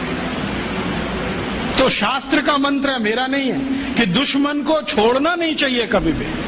अगर हाथ में आ गया, खत्म कर दो। और शायद यही बात भगवत गीता में कृष्ण भी अर्जुन को समझा रहे, छोड़ो मत इनको। अगर जो तुमने छोड़ दिया तो ये विष बीज की तरह से फैलेंगे, पूरे देश में अधर्म की स्थापना कर देंगे। इसलिए कौरवों को छोड़ो मत, इनके अंतिम व्यक्ति तक संहार करो। शायद कृष्ण को शास्त्रों का ज्यादा ज्ञान रहा होगा, पृथ्वीराज चौहान को उतना नहीं रहा होगा। कृष्ण को ये जो ज्ञान था शास्त्रों का, उसी का अंतिम परिणाम था कि कौरवों में से कोई बचा नहीं। शायद पृथ्वीराज चौहान को ये ज्ञान किसी ने दिया होता तो मोहम्मद गौरी पहली बार में ही खत्म हो गया होता और भारत का इतिहास कुछ और ही होता। तो ये ज्ञान की कुछ कमी रह गई। और आज के व्यवहारिक जीवन में भी हम जानते हैं कि अगर आपने आग को जलता हुआ छोड़ दिया तो वो घर को जला देगी, गांव को भी जला देगी। अगर कर्जे को बकाया छोड़ दिया तो वो कर्जा आपको जिंदगी भर के लिए जर खरीद गुलाम बना देगा। और जो बीमारी को थोड़ा भी छोड़ दिया तो वो आपको पता नहीं किस स्वरूप में पटक देगी ले जाके। तो ये ज्ञान की कुछ कमी आई होगी हम में, शायद हजारों साल की गुलामी में ज्ञान कम हो जाता होगा। मेरे एक गुरु हैं जिनका नाम है श्री धर्मपाल, बहुत बड़े इतिहासकार हैं। वो बार बार मुझे ये कहते हैं कि देखो, जिस देश में गुलामी आ जाती है, जिस समाज में गुलामी आ जाती है, उस समाज का सब कुछ चला जाता है। उनका ज्ञान चला जाता है, उनकी परंपराएं चली जाती हैं, मान्यताएं चली जाती हैं, व्यवस्थाएं टूट जाती हैं, सब कुछ चला जाता है। तो शायद 1200 साल की गुलामी ने ज्ञान में कुछ कमी लाई हो और ये हम सोचना भूल गए हों कि दुश्मन को अधूरा मत छोड़ो। इसी कारण से हम परास्त हुए, बाकी कोई दूसरा कारण नहीं था। ईस्ट इंडिया कंपनी से भारत के राजाओं के जो संघर्ष है ना, उसमें भी यही कहानी दिखाई देती है। 1825 में दक्षिण भारत में एक बड़ी रानी है जिसका नाम है कित्तूर चेन्नम्मा। वो अंग्रेजों को परास्त करती है युद्ध में हराती है और उनको बाइज्जत बरी कर देती है कि जाओ तुम। दक्षिण भारत का एक राजा है हैदर अली, जो बार बार अंग्रेजों को हराता है, हर बार छोड़ देता है। उसी का बेटा है टीपू सुल्तान, बार बार हराता है, छोड़ देता है, लेकिन एक बार टीपू सुल्तान हार जाता है तो अंग्रेज उसका मर्डर कर देते हैं, छोड़ते नहीं। तो हम अपने ज्ञान से कहीं वंचित हुए होंगे। दुश्मन को छोड़ना जो हमने सीख लिया, शायद वो हमारी पराजय का बड़ा कारण था। और उस पराजय में हमारे यहाँ सब कुछ चला गया, ज्ञान चला गया तो जड़ी बूटियां भी चली गई होंगी, हमारी शिक्षा भी गई होगी, व्यवस्थाएं भी गई होंगी। और फिर जो आधुनिक समय है पिछले 300 साल का, इसमें हम कितने पिछड़ गए अपने इस ज्ञान से। ये ऐसे पिछड़ गए, मुझे भारत के एक वैज्ञानिक हुए बहुत बड़े व्यक्ति प्रोफेसर जगदीश चंद्र बोस की एक छोटी सी घटना आपको सुनानी है। आप जानते हैं प्रोफेसर बोस का काम क्या था? उन्होंने आधुनिक जगत में ये सिद्ध किया कि पेड़ पौधों में जीवन होता है, और उनकी इसी खोज पर उनको नोबेल पुरस्कार मिला। जब वो ये प्रयोग कर रहे थे कि पेड़ पौधों में जीवन होता है, तो उन्होंने अपने हाथों से लिखे हुए लेखों में ये कहा है कि मैंने मेरे घर में कुछ पौधे रखे, आधे आधे उनका बंटवारा किया, एक हिस्से में कुछ पौधे, दूसरे हिस्से में कुछ पौधे। अब प्रोफेसर बोस क्या करते थे, सवेरे ही सवेरे सोकर उठें तो एक हिस्से के पौधों को जाकर गालियां देते थे। तुम नालायक हो, निकम्मे हो, नकारा हो, तुम्हारा रंग अच्छा नहीं, रूप अच्छा नहीं, तुम्हारे अंदर कोई गुण नहीं है, तुम ऐसे हो, तुम वैसे हो, सब गालियां देना। और दूसरी तरफ के जो पौधे थे उनको वो प्रशंसा करते थे, तुम बहुत अच्छे हो, बहुत सुंदर हो, तुम्हारे गुण बहुत अच्छे हैं, रूप रंग बहुत अच्छा है, तुम तो गुणों की खान हो, ऐसा ऐसा रोज बोलते थे। फिर प्रोफेसर साहब खुद अपने लेख में लिखते हैं 6 महीने तक उन्होंने ये किया और दोनों ही पौधों को पानी बराबर दिया, खाद बराबर दिया, समय पर सब कुछ दिया, लेकिन कुछ पौधों को गालियां दी और कुछ को प्रशंसा किया। 6 महीने के बाद परिणाम ये हुआ कि जिन पौधों को गालियां दी गई वो सब सूख गए, सब सूख गए, एक भी हरा नहीं बचा। और जिनकी प्रशंसा की वो 2 गुने से ज्यादा बड़े हो गए। तो प्रोफेसर साहब लिखते हैं कि ये पौधे भी गालियां और प्रशंसा को समझते हैं। अब इसको मैं समझाता हूं आज के हिसाब से। भारत को 300 साल अंग्रेजों ने गालियां दिया, तुम नालायक हो, निकम्मे हो, नकारा हो, तुम्हारी सभ्यता खराब है, संस्कृति खराब है, तुमको तो कपड़े पहनना भी नहीं आता, तुमको तो खाना खाना नहीं आता, तुमको सभ्यता का कोई रंच मात्र भी अंदाजा नहीं है, सभ्यता होती क्या है, विज्ञान नहीं जानते, टेक्नोलॉजी नहीं जानते, हम तुमको जो सिखा रहे हैं वही सही है। ये हम सुनते रहे सालों साल। भाई साहब, जब 6 महीने में पौधे सूख गए तो 300 साल में ये भारत भी सूख गया। और इस सूखे हुए भारत ने अपने आत्मसम्मान और स्वाभिमान को इतना गिरा दिया कि हम मानने लगे कि जो कुछ हमारा है वो सब बेकार है, दकियानूसी है, इसमें कोई तथ्य नहीं है, कोई विज्ञान सम्मत कुछ नहीं है, और जो यूरोप से आ रहा है वही अच्छा है, वही ताकतवर है। और ये इतना गहरा घुस गया कि हमारा डीएनए बदल गया, हमारा ब्लड बदल गया, शायद हार्मोन्स का बैलेंस चेंज हो गया, शायद बॉडी के केमिकल्स चेंज हो गए। और ये इतना गहरा घुसते घुसते आ गया हमारे देश के प्रथम प्रधानमंत्री पंडित नेहरू तक के अंदर, जिन्होंने पब्लिकली कहा कि आयुर्वेद में क्या रखा है, इसको तो खड्डा खोद के जमीन में गाड़ देना चाहिए, जो कुछ है वो एलोपैथी में है। और उन्हीं के एक मानस पुत्र अभी बैठे हुए हैं मनमोहन सिंह, जो अभी लंदन गए थे, ऑक्सफोर्ड में भाषण करके आए और बोला कि हम तो अंग्रेजों के बहुत आभारी हैं जो वो भारत में आए, हमको चिकित्सा दिया, न्याय दिया, प्रशासन करना सिखाया, तकनीकी और विज्ञान का अंतर समझाया। ये मनमोहन सिंह का भाषण है ऑक्सफोर्ड यूनिवर्सिटी का पिछले साल का, जो लंदन के अखबारों में छपा, और कई अखबारों ने टिप्पणों गालियां देते रहे। हम भी सूख गए, और सूख गए तो अपनी विद्याओं के प्रति निराशा, अपने ज्ञान के प्रति अविश्वास, अपने अंदर आत्मविश्वास की कमी, ये सब हो गया इस देश में। और इसी के चक्कर में सब छूट गया, और वो ऐसा छूटा कि विदेशियों का शासन भी आ गया। उन्होंने क्या किया कि धन के प्रवाह की दिशा बदल दी। पहले भारत में जब अपना शासन रहा होगा तो सबसे ज्यादा रिसर्च आयुर्वेद पे हुआ होगा। फिर अंग्रेज आए तो उन्होंने एलोपैथी को केंद्र बना दिया और उस एलोपैथी पर ऐसे फंड्स उन्होंने लुटाना शुरू किया कि भारत के बजट का सबसे बड़ा हिस्सा एलोपैथी के हाथ में।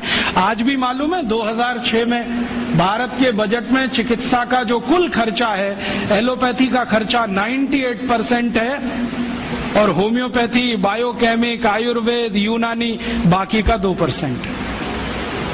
जो इस देश की मूल चिकित्सा व्यवस्था थी उसको हमने अलग कर दिया और उसको वैकल्पिक चिकित्सा व्यवस्था कहना शुरू कर दिया। जो मूल चिकित्सा व्यवस्था थी वो ऑल्टरनेट हो गई और जो ऑल्टरनेट होनी चाहिए थी वो सेंट्रलाइज्ड हो गई। और इस सेंट्रलाइजेशन में क्या हुआ, हमने इस देश में लाखों करोड़ों रुपए जो खर्च किए एलोपैथी के ऊपर, उसका प्रचार किया या कहें तो दुष्प्रचार किया। वो दुष्प्रचार इतना घुस गया मानस में कि गांव का भी साधारण आदमी अब इंजेक्शन ही लगवाता है, उससे कम पे उसको संतोष नहीं आता। और जो डॉक्टर 8-10 गोलियां लिख दे तो वो बड़ा डॉक्टर है और जो एक गोली से ठीक कर दे वो छोटा डॉक्टर है और जो बिना गोली के ठीक कर दे वो तो मूर्ख है।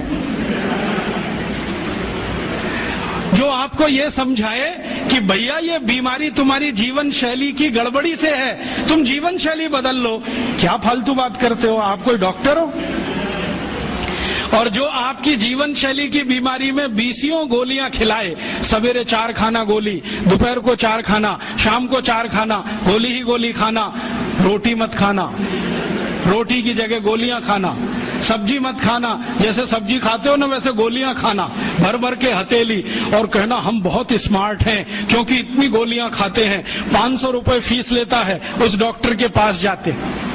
ये घुस गया और ये घुस गया है, अब इसको निकालने की बात है। ये निकलेगा नहीं वायरस तब तक इस देश की चिकित्सा पद्धति वैकल्पिक रहेगी और बाहर से आई हुई मुख्य हो जाएगी। इस वायरस को निकालना है वो हम सबको।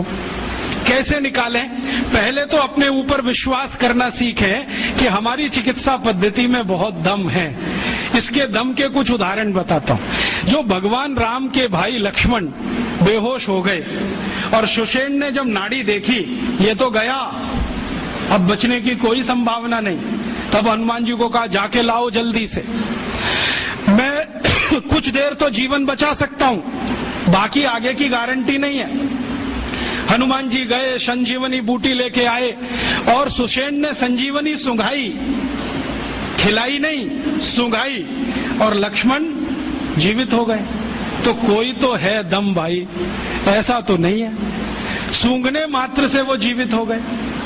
हम तो ये महाभारत की कहानी देखते हैं, युद्ध चला है और आप जानते हैं भयंकर युद्ध चला है। भारत के पिछले हजारों साल के इतिहास में सबसे भयंकर युद्ध हुआ है तो महाभारत का युद्ध हुआ है, जिसमें थोड़े बहुत नहीं लाखों लोग मारे गए।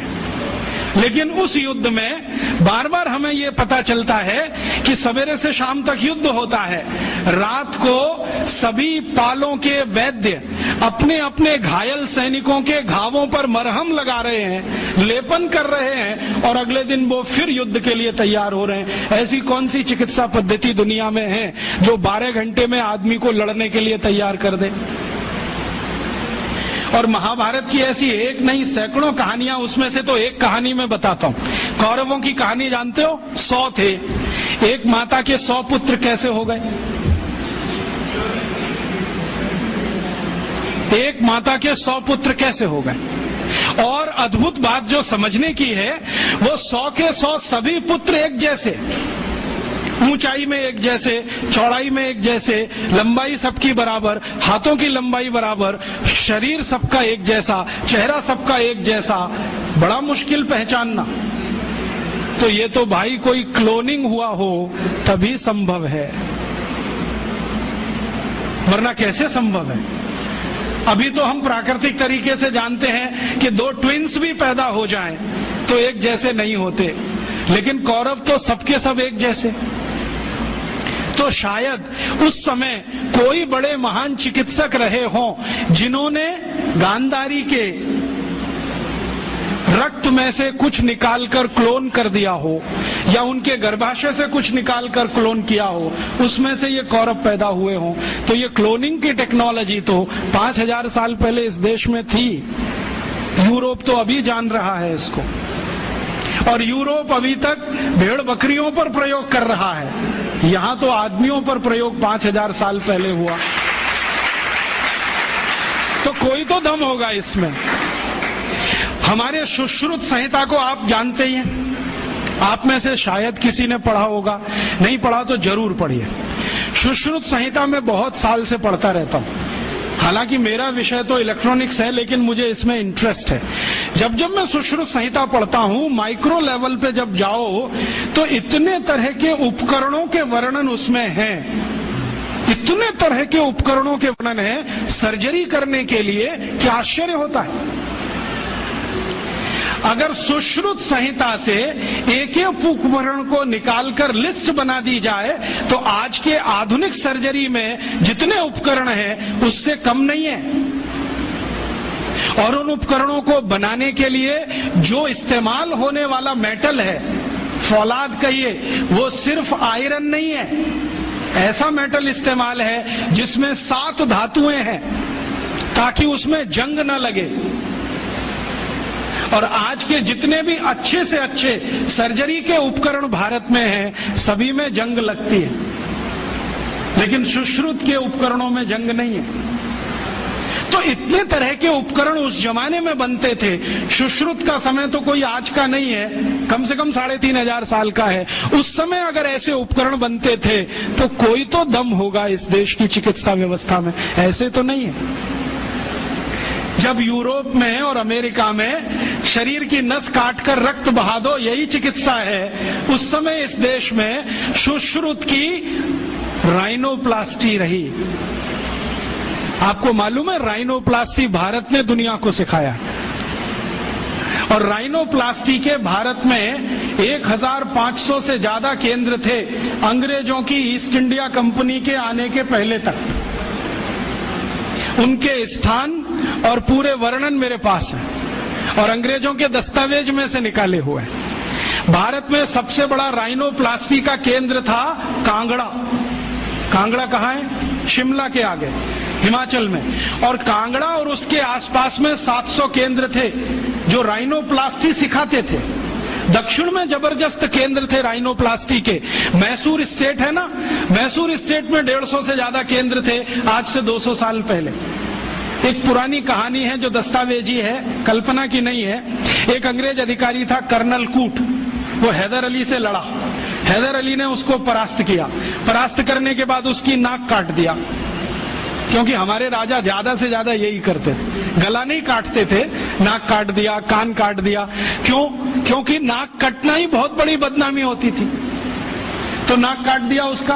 कटी हुई नाक लेके वो भागा, कर्नल कूट। वो खुद अपनी डायरी में लिख रहा है कि जब मैं युद्ध में हार गया, हैदर अली ने मुझे नाक काट दी, हाथ में लेकर मैं भागा, और हैदर अली की सीमा खत्म हुई मैसूर राज्य की, तो बेलगाम नाम का एक गांव आया। वहां पर एक वैद्य ने मेरी सर्जरी की, 21 दिन मुझे अपने घर में रखा, सर्जरी करके लेपन लगाया, मेरी नाक जोड़ दिया। और आज मैं पार्लियामेंट के सामने कह रहा हूं कि भारत के वैद्यों को इतना ज्ञान है, वो ये सब कर सकते हैं। इसलिए हमें भारत में अपने लोगों को भेजकर ये विद्या सीखनी चाहिए। ये उसका भाषण है हाउस ऑफ कॉमन्स। तो कर्नल कूट के इस भाषण को सुनने के बाद अंग्रेजी सरकार ने तय किया, चलो कुछ लोगों को भेजो। तो अंग्रेज आए, उन्होंने यहाँ सर्जरी सीखना शुरू किया। और जो अंग्रेजों ने सर्जरी सीखा है, वो लिख रहे हैं कि जो जातियां भारत में सर्जरी में मास्टर थी, वो सब नाई थे। नाई समझते हैं? बाल काटने वाले। ये सब सर्जन थे 200 साल पहले। हाँ, सब सर्जन थे 200 साल। अब जरा सोचो कि नाई अगर सर्जन रहे हों तो वो पिछड़ी जाति कैसे हुई? अंग्रेजों ने उनको 1881 के सर्वे में पिछड़ी जाति घोषित किया। उसके पहले इस देश में नाई कभी भी पिछड़ी जाति में नहीं थे। 1881 में सेंसस हुआ सबसे पहला, और आज तक वो चल रहा है, हर 10 साल में होता है जनसंख्या का गणना।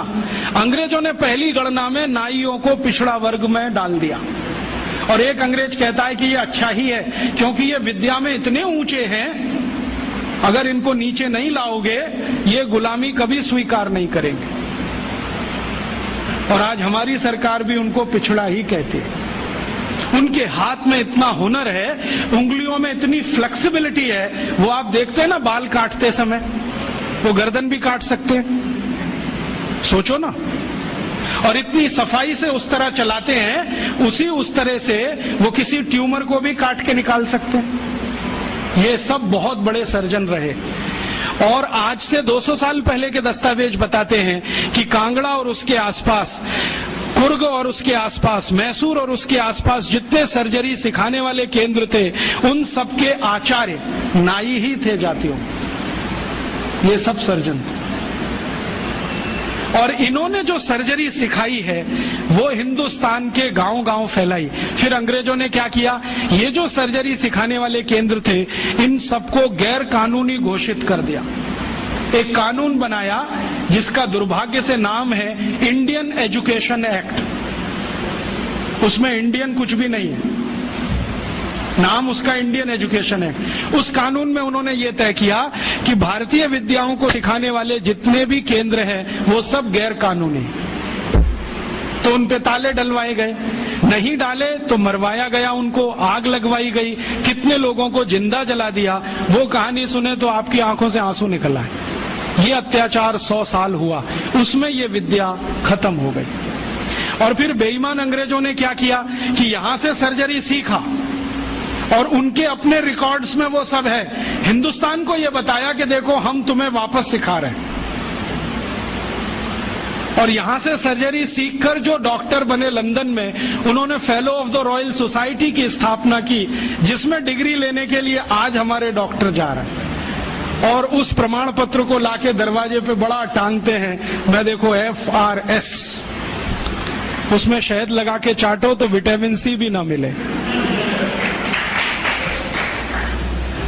ये स्थिति है, इतना उलट गया सब कुछ। सर्जरी में ये था, मेडिसिन में इससे अद्भुत था भारत। और मेडिसिन में अद्भुत होने का कारण है विशेष किस्म की दवाएं यहां पर हैं। ऐसी ऐसी अद्भुत दवाएं हैं जो आप कल्पना नहीं करें, काम ना करे आपकी कल्पना। मैं आज भी ऐसे बहुत वैद्यों को जानता हूं जिनके पास कोई फॉर्मल एजुकेशन नहीं है, जो स्कूल कॉलेज में भी नहीं गए हैं। आपकी नाड़ी अगर पकड़ ली तो बता देंगे 7 दिन पहले से क्या क्या खा रहे हैं आप। और ज्यादा दूर नहीं है, इसी जयपुर शहर में उनका कोई फॉर्मल एजुकेशन नहीं है। वो सिर्फ नारी पकड़ते हैं। मैं गया हूं 2 बार, वो 7 दिन पहले का मुझे बता दिया, पिछले रविवार को ये खाया, सोमवार को ये खाया, मंगल को ये खाया, बुध को ये खाया। ये भाई कौन सा विज्ञान है? ये तो दुनिया से करोड़ों रुपए खर्च करके लाई गई मशीनें नहीं बता पाती कि हफ्ते भर पहले हमने क्या खाया था। और नाड़ी पकड़ के सारा का सारा डायग्नोज कर लेना कि आपको यही है और वही निकले, ये तो कुछ अद्भुत है। ये कोई सामान्य विद्या नहीं है भाई। मैंने ऐसे तमाम वैद्यों को देखा है जो नाड़ी पकड़ के बताते हैं कि आपको ट्यूमर है, गर्भाशय में है, यहाँ है, यहाँ है। और हम जब आधुनिक चिकित्सा शास्त्र में परीक्षण कराते हैं वही निकलता है। एक वैद्य तो मैंने ऐसे भी देखे हैं केरल में, कोटक्कला में, वो साइज बता देते हैं, इस साइज का है, नाड़ी पकड़ी और बता दिया इस साइज का है, और वही निकलता है। इसका माने इस भारतीय विद्या में कोई दम है, और वो दम अगर हमको दिखाई दे जाए तो आत्मविश्वास हमारा लौट आएगा और हमारी हीन भावना कुछ कम हो जाएगी। और हीन भावना कम हो जाए तो हम शायद दुनिया जीत लेंगे। गोस्वामी तुलसीदास ने एक बहुत अच्छी बात कही है, मन के हारे हार है, मन के जीते जीत। जो मन से हार गया वो सब कुछ हार गया। आप मन से हारना बंद कर दो, बहुत कुछ जीतने के लिए इस देश में। एक ताजा उदाहरण देता हूं। आजकल भारत में एक खराब बीमारी घुस गई है, चिकनगुनिया। लाखों लोग प्रभावित हैं। मैं 6 महीने से गांव-गांव घूम के उसका इलाज कर रहा हूं। और आपको सुनकर ताज्जुब होगा, ज्यादा लोगों को इलाज में मैं एक ही बात बताता हूं, तुलसी का काढ़ा पी लो, नीम की गिलोय होती है ना, उसको भी उसमें डाल लो, थोड़ा सूंठ डाल लो, थोड़ी छोटी पीपर डाल लो, बस ये 4-5 चीजें, और थोड़ा गुड़ डाल लो, क्योंकि ये कड़वा इतना है कि पी नहीं पाओगे। इतने मात्र से 3 खुराक में बीमारी ठीक हो रही है। और जो एलोपैथी से कर रहे हैं ना, बोवेरॉन के 3-3 इंजेक्शन ठोक दो, डाइक्लोफेनेक दे दो और पैरासीटामोल भी दे दो, जो तुम्हारे पास है सब दे दो, 20-20 दिन से बिस्तर में पड़े तड़प रहे, 20-20 दिन से। अभी आज मैं आया भीलवाड़ा से, और आने का देरी का कारण भी यही है कि वहां 1 लाख लोग चिकनगुनिया से पीड़ित हैं। वहां डॉक्टर आते हैं, राजीव भाई जरा बताओ ना। मैंने कहा अपना इंजेक्शन खुद क्यों नहीं ठोक लेते? कहते हमें मालूम है इसके साइड इफेक्ट क्या है, तो पेशेंट को क्यों नहीं बताते? इतने हरामखोर हो, तुम्हें मालूम है कि इसका साइड इफेक्ट क्या है, बोवेरॉन लगाएंगे तो क्या होने वाला है, मुंह में छाले हो जाएंगे, गले में छाले हो जाएंगे, अल्सर भी हो सकता है, तुम जानते हो, फिर पेशेंट को क्यों नहीं बताते? ये हरामखोरी तुम में कहां से आ गई? अपने को इंजेक्शन ठोकोगे नहीं, उसको ठोकते जाओ, तुम्हें मालूम नहीं है ठीक नहीं होगा, फिर पैरासीटामोल देते जाओ, डाइक्लोफेनेक देते जाओ, नोवलजीन के इंजेक्शन लगाते जाओ। और दुर्भाग्य से एलोपैथी ने ये सब नाम 20 साल पहले बैन कर दिए। वो कहते हैं डाइक्लोफेनेक खराब है, पैरासीटामोल तो और भी खराब है, नोवलजीन तो 1984 से बैन है यूरोप में और अमेरिका में, वही इंजेक्शन यहाँ ठोक रहे हैं लगातार। दुष्परिणाम है कि मरीज ठीक ही नहीं हो रहे। और मैं आपको मेरा अपना तजुर्बा बताता हूं, आप में से कुछ विद्यार्थी होम्योपैथी के हैं, आप जानते हैं कि होम्योपैथी की बहुत सारी दवाएं आयुर्वेद से ही निकली। तुलसी है ना, उसी से ओसीमम है, ओसीमम की 3-3 खुराक देके कर्नाटक में 70,000 रोगियों को चलता कर दिया। और वो 20-20 दिन से एलोपैथी खा रहे थे, रिजल्ट नहीं आ रहा है। ओसीमम 200 की 3 खुराक सफिशिएंट, और आदमी 20 दिन से तड़प रहा है बिस्तर में, न नींद आ रही है, न चैन मिल रहा है, इतनी उल्टियां हो रही हैं, बुखार उतर नहीं रहा है, सब तकलीफ है। 3 डोज दो, खत्म कहानी, माने उसको फिर कुछ जरूरत ही नहीं। और फिर आज स्थिति यह है कि कर्नाटक सरकार ने हमारे ये कैंपों के रिजल्ट देखने के बाद अपने डायरेक्टर्स और ज्वाइंट डायरेक्टर सबको लाइन से लगा दिया, जाओ राजीव दीक्षित के पास, सीखो उससे वो क्या दे रहा है और रिजल्ट क्यों आ रहा है। हमने 70,000 पेशेंट को दवा दी, 6 मरे, और उन्होंने 1,22,000 को दी, उसमें से मुश्किल से 6 बचे। ये कर्नाटक का हाल है। कर्नाटक में चिकनगुनिया इतना बुरी तरह से फैला है, कोई गांव नहीं बचा जहां चिकनगुनिया ना हो। मेरी तो स्थिति यह है कि कार्यकर्ता कम पड़ गए, डॉक्टर कम पड़ गए। अगर मेरे पास 1,000-2,000 डॉक्टर होते तो हम कर्नाटक के उन लाखों लोगों को बचा लेते जो मर गए पिछले 6 महीने। महाराष्ट्र में भी यही है, रिजल्ट मिलते हैं उन दवाओं से, तो भरोसा क्यों नहीं करें उनके ऊपर। ओसीमम तो तुलसी में से ही बनी है भाई, और तो क्या है, डाइल्यूशन फॉर्म में है, बस इतना ही तो है। और तुलसी का काढ़ा समझ लो मदर टिंचर फॉर्म है उसका, तो काढ़ा दे दो तो समझ लो मदर टिंचर दे दिया, और पोटेंसी में दिया तो डाइल्यूट करके दिया। और आप जानते हैं कि ये आयुर्वेद का ही सिद्धांत है कि औषधि की मात्रा जितनी कम रखो असर उतना ही अधिक है। होम्योपैथी तो इसी पे काम करते है। तो अपने विज्ञान में दम तो है, अपनी विद्या में दम तो है, बस इसका प्रचार करने की बात है। प्रचार कौन करेगा? आप करेंगे। और इसका सबसे सरल तरीका है walk walk walk and talk talk talk, सबसे सरल तरीका। अगर आप इसका अपनी विद्याओं का प्रचार करना चाहते हैं, सरकार तो करेगी नहीं, क्योंकि वो एलोपैथी के चंगुल में फंसी है। हमारी सरकार के 2 मंत्रियों का तो मेरा तजुर्बा है पिछले 6 साल में। जब जब मैं उनके पास गया स्वास्थ्य मंत्री को मिलने के लिए, वो कहते राजीव भाई ये सब हमको समझता है, कर कुछ नहीं सकते, क्योंकि ऐसा जकड़ के रख लिया है। तो मैंने कहा इसमें आग तो लगा सकते हो, आग ही लगा दो हनुमान जी की तरह से, रावण की लंका एक बार जल जाए, कम से कम कहानी तो खत्म हो जाए। तो कहते हैं उतनी हिम्मत अभी तक नहीं आई है, आ जाएगी तो वो भी लगा देंगे। तो उनमें तो आने से रही, क्योंकि वो तो फंसे हैं अपने स्वार्थ में। आप इसको तैयारी करो, एक ना एक दिन ये विदेश से आई हुई चिकित्सा पद्धति के तंत्र को ऐसे ही उखाड़ के फेंकना है जैसे ईस्ट इंडिया कंपनी को उखाड़ के फेंका था हमने। क्योंकि ये जो विदेशी चिकित्सा पद्धति है इसमें कोई दम नहीं। मेरी आजकल दोस्ती हुई है अमेरिका के एक डॉक्टर से, उसका नाम है डीन ऑर्निश।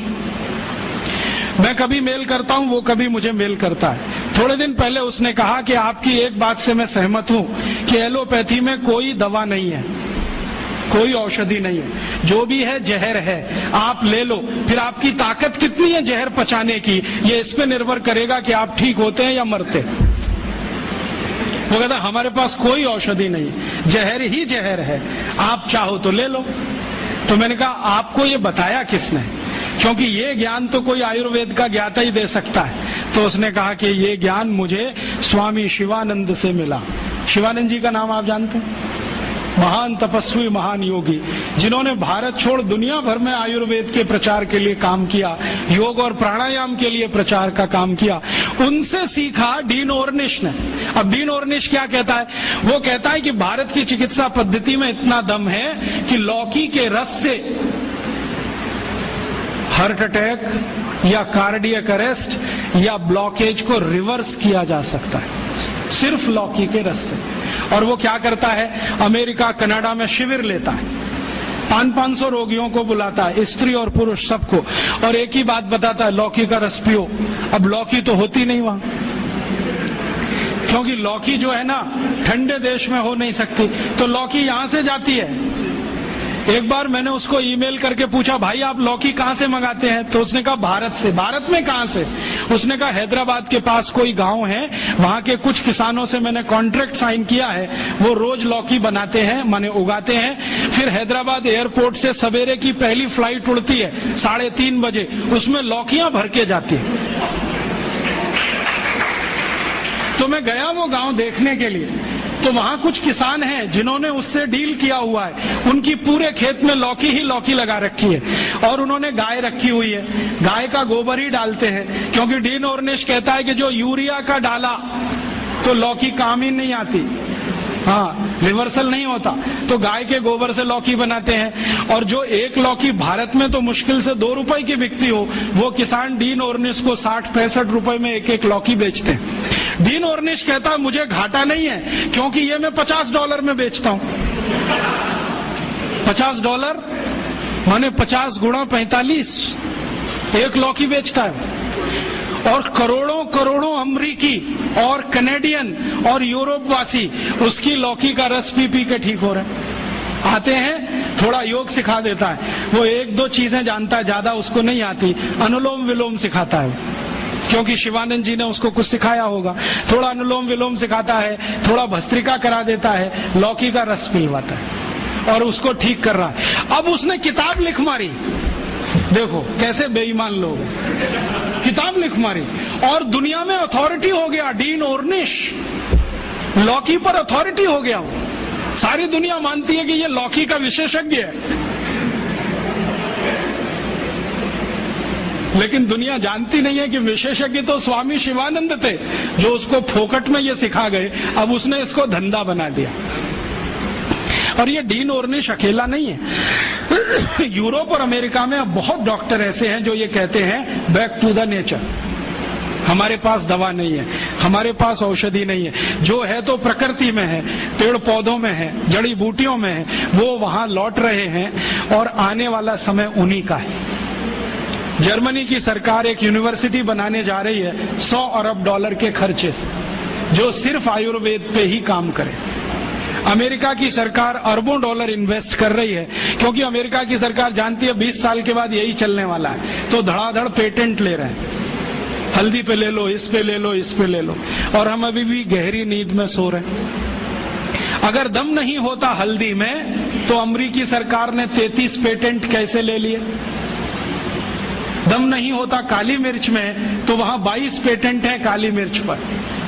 और सबसे लेटेस्ट पेटेंट पता है काली मिर्च का क्या है, कि इसको चूसो तो खांसी ठीक हो जाती है।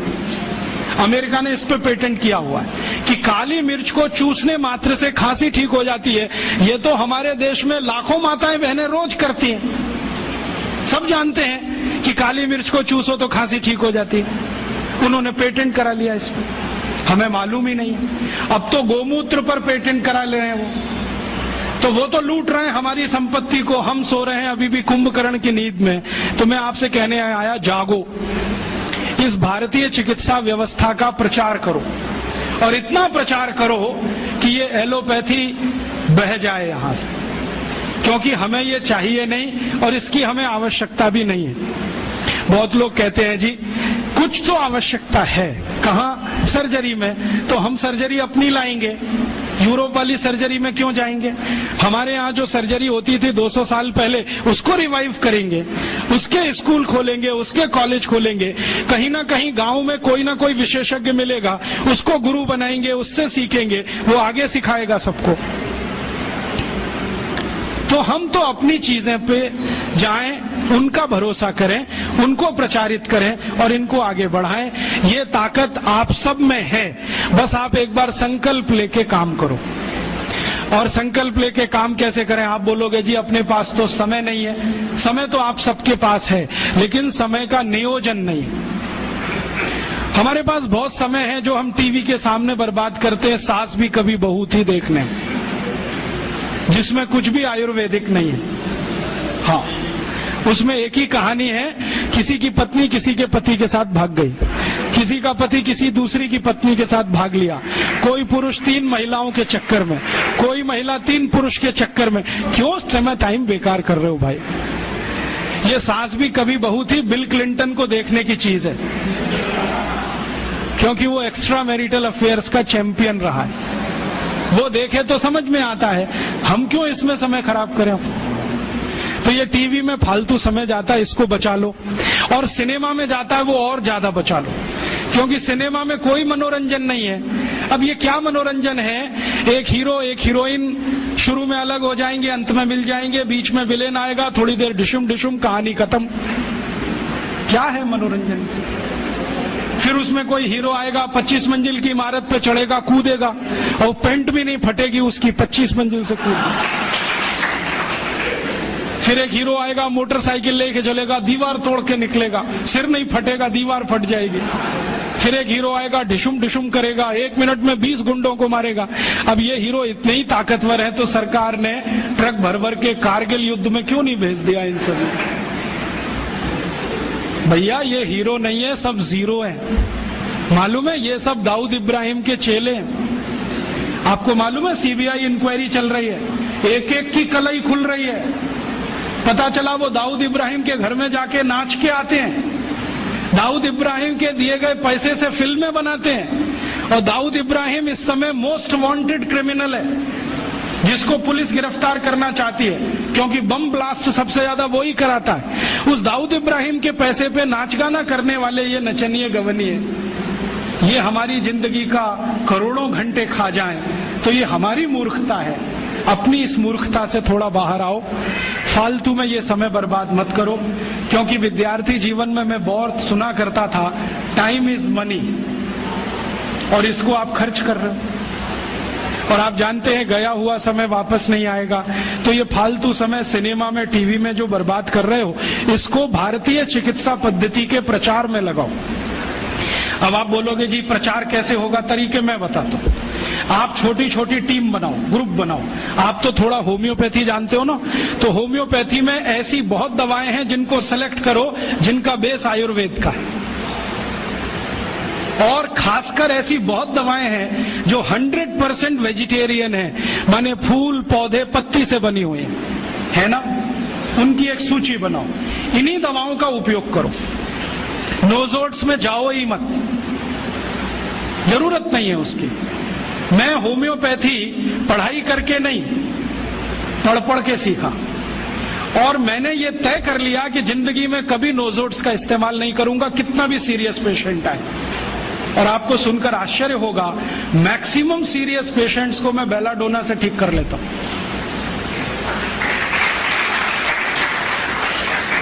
एक बार एक होम्योपैथी कॉलेज के प्रिंसिपल ने मुझे पूछा कि राजीव भाई आपकी बेलाडोना इतनी पसंदीदा मेडिसिन क्यों है? मैंने कहा ये सभी क्रोनिक केस क्लियर करती है।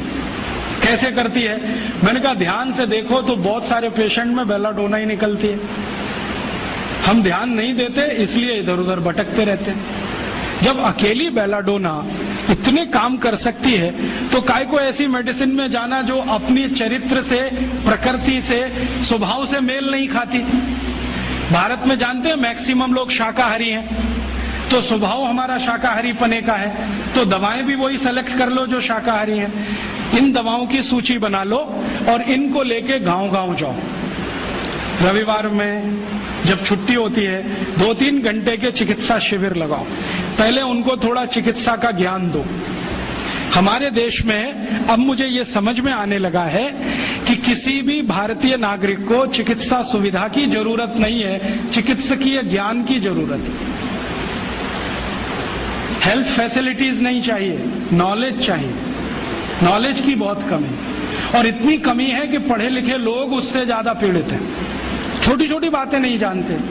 पानी को उबाल के पीना ये इतनी छोटी सी बात है, लेकिन आज के समय की बीमारियों में सबसे इफेक्टिव है, खासकर 3 महीने की ये जो। तो आप उनको बता दो भैया पानी उबाल के पियो, उबाल के पानी पीने से क्या होता है वो समझा दो उनको, 10 मिनट में समझ में आ जाए। फिर उनसे कहो कि खाना खाते हो तो कुछ ये खाओ ये मत खाओ, क्योंकि दिनचर्या ऋतुचर्या जो आयुर्वेद की है ना वो जरूर सीख लो। दिनचर्या और ऋतुचर्या जरूर सीखो, आयुर्वेद की बहुत आवश्यक है। और आपको मैं एक किताब का नाम बोल के जाता हूं, इसको पढ़ो। भगवत गीता जैसे पढ़ी जाती है, रामचरितमानस जैसे पढ़ी जाती है, उस किताब का नाम है अष्टांग हृदय। इसका एक दूसरा नाम भी है अष्टांग संग्रह, पुराना नाम अष्टांग हृदय। ये किताब का जो स्वस्थ व्रत है ना, वो ऐसे पढ़ो जैसे आप धार्मिक पुस्तक पढ़ते हो, और उसको बार बार पढ़ो तो याद हो जाएगा, कंठस्थ हो जाएगा। उसमें 2000 सूत्र हैं। ये सूत्र लोगों को बताना शुरू कर दो। छोटे छोटे सूत्र हैं, जैसे खाना खाने के बाद पानी मत पियो, स्वस्थ रहना है जिंदगी भर तो खाने के 1 घंटे के बाद पानी पियो। क्यों नहीं पिए वो आप सब जानते हो, सरल भाषा में उनको समझा दो। फिर उनको बोलो पानी पियो तो घूंट भर भर के पियो, सिप करके पियो, ताकि ज्यादा लार शरीर में जाए, वात पित्त कफ तीनों संतुलित रहे। ठंडा पानी कभी मत पियो। मैंने दुनिया में ठंडे पानी पीने वालों को बहुत देखा है। यूरोप और अमेरिका के लोग चिल्ड वाटर पीते हैं, बर्फ का पानी फ्रिज में रख के पीते हैं। परिणाम जानते हैं क्या होता है? सवेरे जब टॉयलेट रूम में जाते हैं तो 1-1 घंटे बाहर ही नहीं आते। उनको पूछो भाई तुम क्या कर रहे थे 1 घंटे वहां? तो कहते हैं न्यूज़पेपर पढ़ रहे थे, मैगजीन पढ़ रहे थे। क्यों पढ़ रहे थे? स्टूल पास नहीं होता। क्यों नहीं होता? कॉन्स्टिपेशन है, जोर लगाना पड़ता है फिर भी नहीं होता। गाना भी गाते हैं मेरे सपनों की रानी कभी आएगी, फिर भी नहीं आती। और अंतिम दुष्परिणाम पता है क्या होता है? उनको पेट साफ तो होता नहीं, तो सांस में से भयंकर बदबू आती है। किसी अमेरिकन यूरोपियन के नजदीक बैठ जाओ, अगर वो लिस्ट्रीन स्प्रे करके नहीं आया तो 1 मिनट नहीं बैठ सकते। हर समय उनको माउथ फ्रेशनर स्प्रे करना पड़ता है, क्योंकि अंतड़ियां साफ नहीं है, कब्जियत है, मल भरा हुआ है, उसमें कचरा जमा है। फिर उनके पसीने में से भी बदबू आती है। क्यों? कब्जियत बहुत है। और पसीने की बदबू दूर करने के लिए डिओडोरेंट स्प्रे करते रहते हैं। और आप तो सब जानते हो कि अगर कब्जियत है तो बाल भी कड़क रहते हैं, तो उन कड़क बाल को सॉफ्ट करने के लिए क्या क्या सब करते हैं। शैम्पू लगाते हैं, शैम्पू के बाद पता नहीं क्या क्या लगाते हैं। ये सब वो जो करते हैं ना, उनकी मजबूरी है, स्टेटस सिंबल नहीं है। इसको अपने दिमाग से निकाल दो कि ये कोई स्टेटस सिंबल। तो सरल भाषा में समझाओ, ठंडा पानी पीने से ये होता है, मत पियो, समझ जाएंगे। फिर उनको बोलो सवेरे उठो तो सबसे पहले पानी पियो। फिर उनसे बोलो खाना खाओ तो बैठ के खाओ, कभी भी खाना खाओ तो पूर्व दिशा में मुंह करके खाओ, सो तो पूर्व दिशा में। ये अष्टांग हृदय में इतने अद्भुत छोटे छोटी बातें हैं तो संस्कृत में है, लेकिन अब तो उसका हिंदी भी आने लगा है। तो हिंदी ले लो, हिंदी वर्जन ले लो, इसको पढ़ो, बार बार पढ़ो, और ये जाके गांव में सबको बताओ। फिर उनको कहो देखो ये तो है स्वस्थ रहने के लिए, अब तुम बीमार पड़ो तो बताओ तुम्हारी बीमारी क्या है। ये बीमारी है तो ये दवा है, ये बीमारी है तो ये दवा है। और मेरा आपसे एक निवेदन जरूर है कि अगर आप होम्योपैथी से भी इलाज करो तो उसकी मूल दवा जरूर बता दो। उनको ये ग्रीक और रोमन नाम में मत फंसाओ। आप कहोगे जी मैं तो ऑसिमम दे रहा हूं, ये उनको कहो ये तो तुलसी का रस है भैया, तुम्हारे घर में फूलों से बनी हुई है, आसानी से मिलती है, जयपुर में मिलती है, दिल्ली में मिलती है। भंडारी वालों को अक्सर ऑर्डर दे के रखो, हमको इतनी भेजो, उनको जो पता चल गया कि आप प्रचार के लिए कर रहे हो तो मुफ्त में भी दे देंगे आपको। तो इस तरह से आप गांव गांव जाओ, छोटे छोटे शिविर लगाओ, गांव वालों को इकट्ठा करो।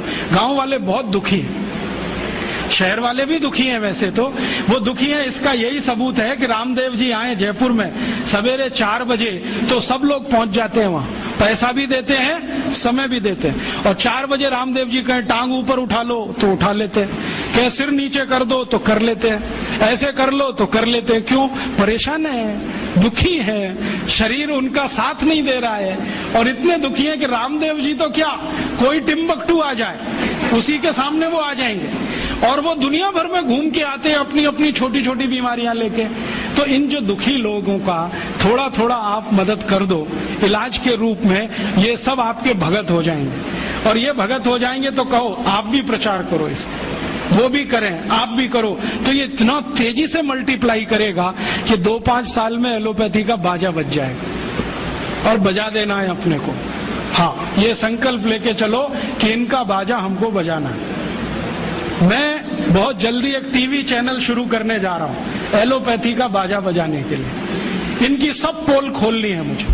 हाँ, इनकी इतनी पोल हैं मेरे पास, कम से कम 1,500 से ज्यादा डॉक्यूमेंट्स हैं जो एलोपैथी के गंदेपन को सिद्ध करने वाले हैं, इनकी निकृष्टता को सिद्ध करने वाले हैं।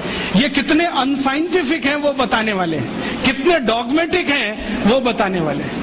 मेरे पास ऐसे बहुत इंटरव्यूज हैं बड़े बड़े डॉक्टरों के, वो कहते हैं कि हम कोई डायग्नोसिस नहीं करते, तीर मारते, लग गया तो ठीक, नहीं तो तुक्का। और वो कहते हैं हम तो एक ही सिद्धांत पे काम करते हैं, ट्रायल एंड एरर, देते जाओ गलतियां करते जाओ, देते जाओ गलती, भले मर जाए पेशेंट उसमें। हमारे पास तो कम से कम ये नहीं है ट्रायल एंड एरर वाला। हम तो जानते हैं कि तुलसी है तो उसके ये गुण हैं तो ये रिजल्ट आना ही चाहिए, मेथी है तो उसके ये गुण हैं तो ये रिजल्ट आना ही चाहिए। हमको सब मालूम है, फिक्स है, यहाँ वेरिएशन नहीं है। मेथी के जो रिजल्ट चरक ऋषि को मिले वो आज भी मिलते हैं। इसमें इतना सातत्य है, वेरिएशन कहीं भी नहीं है। तो जो विज्ञान में सातत्य होता है, सत्य ज्ञान वही होता है। तो हमारे पास जो सत्य ज्ञान है इसको लेकर आगे बढ़ें और इसके अपने जीवन में भी और दूसरों के जीवन में प्रयोग करने के लिए प्रेरित करें। छोटी छोटी कुछ बातें आप भी अपने जीवन में करो। ये एलोपैथी में से निकले हुए जो भी बाई प्रोडक्ट्स हैं ना, इनको जीवन में इस्तेमाल मत करो। जैसे टूथपेस्ट, ये तो भारत का नहीं है ना, ये तो एलोपैथी का है। और यूरोप वाले टूथपेस्ट इसलिए घिसते हैं कि मसूड़े बहुत उनके हार्ड हैं, कड़क हैं, क्योंकि बर्फ के नजदीक रहते हैं। मसूड़े कड़क हैं तो ब्रश जो है ना प्लास्टिक का भी चलेगा, उसको घिसें तो ज्यादा तकलीफ नहीं आएगी। और दूसरा, उनके पास दांत साफ करने के लिए कुछ है ही नहीं, करें क्या? वो बेचारे परेशान है, नीम का दातुन मिले, यूरोप में नीम होता ही नहीं है। वो परेशान है बबूल का दातुन मिले, बबूल होता ही नहीं है। वो परेशान है दंतमंजन मिले, दंतमंजन होने के लिए 18 जड़ी बूटी लगती है, वो होती ही नहीं है। तो ले दे के उनके पास एक ही चीज है, वो है सोडियम लॉरेल सल्फेट, माने डिटर्जेंट पाउडर, माने शैम्पू। उसी को घिसते हैं दांत में, बनाते हैं झाग और थूकते हैं वॉश बेसिन। और भाव क्या है? 27 रुपए का 100 ग्राम, 1 किलो 270 रुपए का। हम कैसे पागल लोग हैं। 150 रुपए किलो गाय का घी रोटी पे लगा के खाओ, 270 रुपए किलो का कॉलगेट दांत पे रगड़ के वॉश बेसिन में थूको और कहो कि हम बहुत स्मार्ट हैं। तो मैं कहता हूं और स्मार्ट बनो। तो पूछते हैं करें क्या?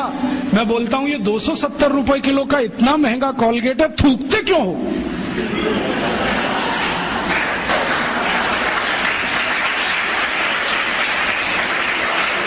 इसी कॉलगेट को रोटी पे लगा लगा के खाओ। और वो कहते भी हैं कि इसमें कैल्शियम है, इसमें मिनरल्स हैं, तो खाओगे तभी तो काम आएगा। और खा नहीं सकते तो इंजेक्शन ले लो कॉलगेट के, नहीं तो एनीमा तो ले ही लो, नहीं तो काम कैसे आएगा वो कॉलगेट।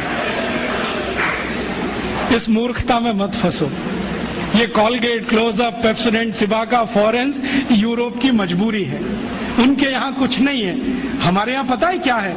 आयुर्वेद में दांत साफ करने के लिए 12 जड़ी बूटियां, 12 तरह के वृक्ष की डंडी, नीम की दातुन चैत्र के महीने में, सुनो जरा इसको गंभीरता से, हर महीने में अलग दातुन, नीम की दातुन चैत्र के महीने में, बैसाख में बबूल की दातुन, आषाढ़ में आम की दातुन, और मैंने देखा हर महीने में विशेष दातुन। और इतना माइक्रो स्टडी किया गया हजारों साल कि चैत्र के महीने में शरीर की प्रकृति ऐसी रहती है तो नीम ही है जो बैलेंस कर सकता है, तो नीम की दातुन। बैसाख के महीने में ऐसी प्रकृति है तो बबूल बैलेंस करता है, तो बबूल का दातुन। आषाढ़ में ऐसा है तो आम बैलेंस करता है, ये बैलेंस कर। तो इतने बड़े साइंस को छोड़कर आप फंस गए वो कॉलगेट में। खत्म करो ये कॉलगेट। हम तो मजबूर नहीं है, गांव गांव में नीम मिलता है, बबूल मिलता है, तो नीम बबूल का दातुन करो, नहीं मिलता तो दंत मंजन करो। ऐसे यूरोप से आए हुआ ये जो शैम्पू है, ये वो लगाते हैं इसलिए कि बाल कड़े हैं, कड़क है। कड़क इसलिए कि पेट साफ नहीं है, कब्जियत है। आपको शैम्पू की क्या जरूरत है? आपको बाल ही साफ करने हैं तो आयुर्वेदिक औषधि है, आंवला, रीठा, शिकाकाई, गांव गांव मिलती है, कहीं से भी ले लो, इकट्ठा करके डिब्बे में रख लो, बराबर मात्रा में मिला लो, 1 चम्मच गर्म पानी में डालो, सवेरे उस पानी से बाल धो लो। फिर कोई कहेंगे जी डैंड्रफ हो जाता है, तो उसके लिए नींबू का रस जिंदाबाद। नींबू के रस में थोड़ा गुड़ मिला दो और उसको बाल में लगा लो, सब डैंड्रफ निकलता है। एलोवेरा जिंदाबाद। ग्वारपाठा कहीं भी मिलता है, उसका रस ले लो, बालों में लगा लो, एकदम ठीक कर देगा। अपने पास कुछ कमी नहीं, तो अपनी जिंदगी में ये एलोपैथी निकालो। सवेरे ही सवेरे उठते हो, चाय पी लेते हो, कॉफी पी लेते हो। आयुर्वेद कहता है कि ये जो चाय कॉफी पिए तो जिंदगी भर बीमारी ही बीमारी। सवेरे का दिन शुरू करो पानी से, चाय कॉफी से नहीं, तो अपने आप स्वस्थ रहोगे। तो अपने जीवन में भी थोड़ा आयुर्वेद को लाओ। अपने जीवन में खान पान आयुर्वेद के हिसाब से, रहन सहन आयुर्वेद के हिसाब से, आचार व्यवहार आयुर्वेद के हिसाब। खान पान माने जो भारतीय है वही रखो। यूरोपीय अंग्रेजी खान पान, pizza, burger, hot dog, cold dog, chow mein, noodles, क्यों फंस गए इसमें? नाम भी बड़े विचित्र हैं। हॉट डॉग गरम कुत्ता, कोल्ड डॉग ठंडा कुत्ता। चाउमीन का क्या मतलब आप नहीं जानते, तो क्यों खा रहे हो? अपने यहाँ बहुत कुछ है खाने पीने के लिए। भारत तो ऐसा अद्भुत देश है कि जिस दिन जन्म लिया और जिस दिन मरो, हर दिन एक नई डिश बना के खा सकते हो। इतनी वैरायटीज हैं इस देश में। ये यूरोप में तो पाव और भाजी माने बर्गर, पिज्जा, ये सब पाव से ही बनता है। वो उनकी मजबूरी है, क्योंकि गेहूं तो है उनके यहाँ, गेहूं अपने यहाँ भी है, गेहूं का आटा बनाते हैं, हम भी बनाते हैं। आटे को गूंदना नहीं आता उनको, क्योंकि वो टेक्नोलॉजी आज तक वो सीख नहीं पाए, और हमने शायद ट्रांसफर भी नहीं किया होगा। तो आटा गूंदना नहीं आता, आटे को सड़ाना जानते हैं, तो सड़ाते हैं उसको, 20-20 दिन सड़ता है, और वो सड़े हुए आटे से पाव ही बन सकता है, ब्रेड ही बन सकती है। हम तो आटे को गूंदना जानते हैं। गूंदे हुए आटे में 48 मिनट के अंदर कुछ भी बना लो, पूरी है, कचौरी है, रोटी है, पराठा है, नान है, क्या क्या सब बना लो। उनका सड़ा हुआ आटा 2 ही चीज बनाएगा, पाव रोटी, डबल रोटी। तो वो पाव रोटी, डबल रोटी खाते, मजबूरी है, कुछ आता नहीं बनाना, हम क्यों खाएं ये सब? और वहां पाव रोटी खाएंगे सड़ी हुई, तो इसको पचाना है तो कोई एसिडिक चीज पीनी पड़ेगी, तो वो पेप्सी कोक पीते हैं, क्योंकि खाया कचरा है तो पचाना भी वही कचरा, इसलिए पेप्सी कोक पीते हैं। हमको क्या जरूरत है पीने की? हम तो गर्म देश में रहते हैं, हमको तो जरूरत नहीं है। और अगर पेप्सी कोक पीना है तो सोच कर पियो कि इसमें वही एसिड है जिससे टॉयलेट क्लीनर बनता है, और उतना ही एसिड है जितना टॉयलेट क्लीनर में होता है। मैंने एक बार पेप्सी का पीएच कैलकुलेट किया था, 2.4 है, और फिनाइल का पीएच भी 2.4 है, हार्पिक का पीएच भी 2.4 है। तो एक दिन मैंने सोचा हार्पिक से टॉयलेट साफ होता है तो पेप्सी से भी होना चाहिए। मैंने किया और एकदम झकाझक सफेद से।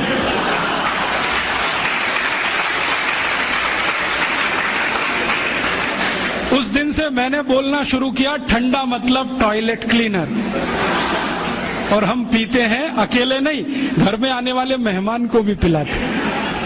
हाँ, एक तरफ कहते हैं अतिथि देवता होता है, देवताओं को इस हंडा साफ करने का पानी पिलाते।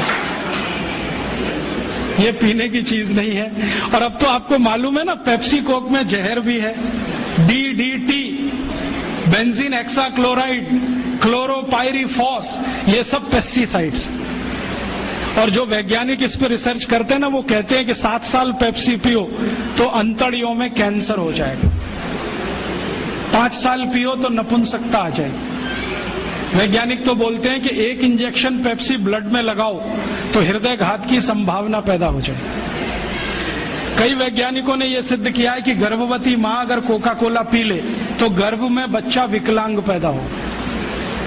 आंख में पेप्सी कोक डाल दिया तो आंखों की रोशनी चली जाए, दांत डाल दिया तो दांत गायब हो जाता है। अभी ये कोई पीने की चीज? मत पियो।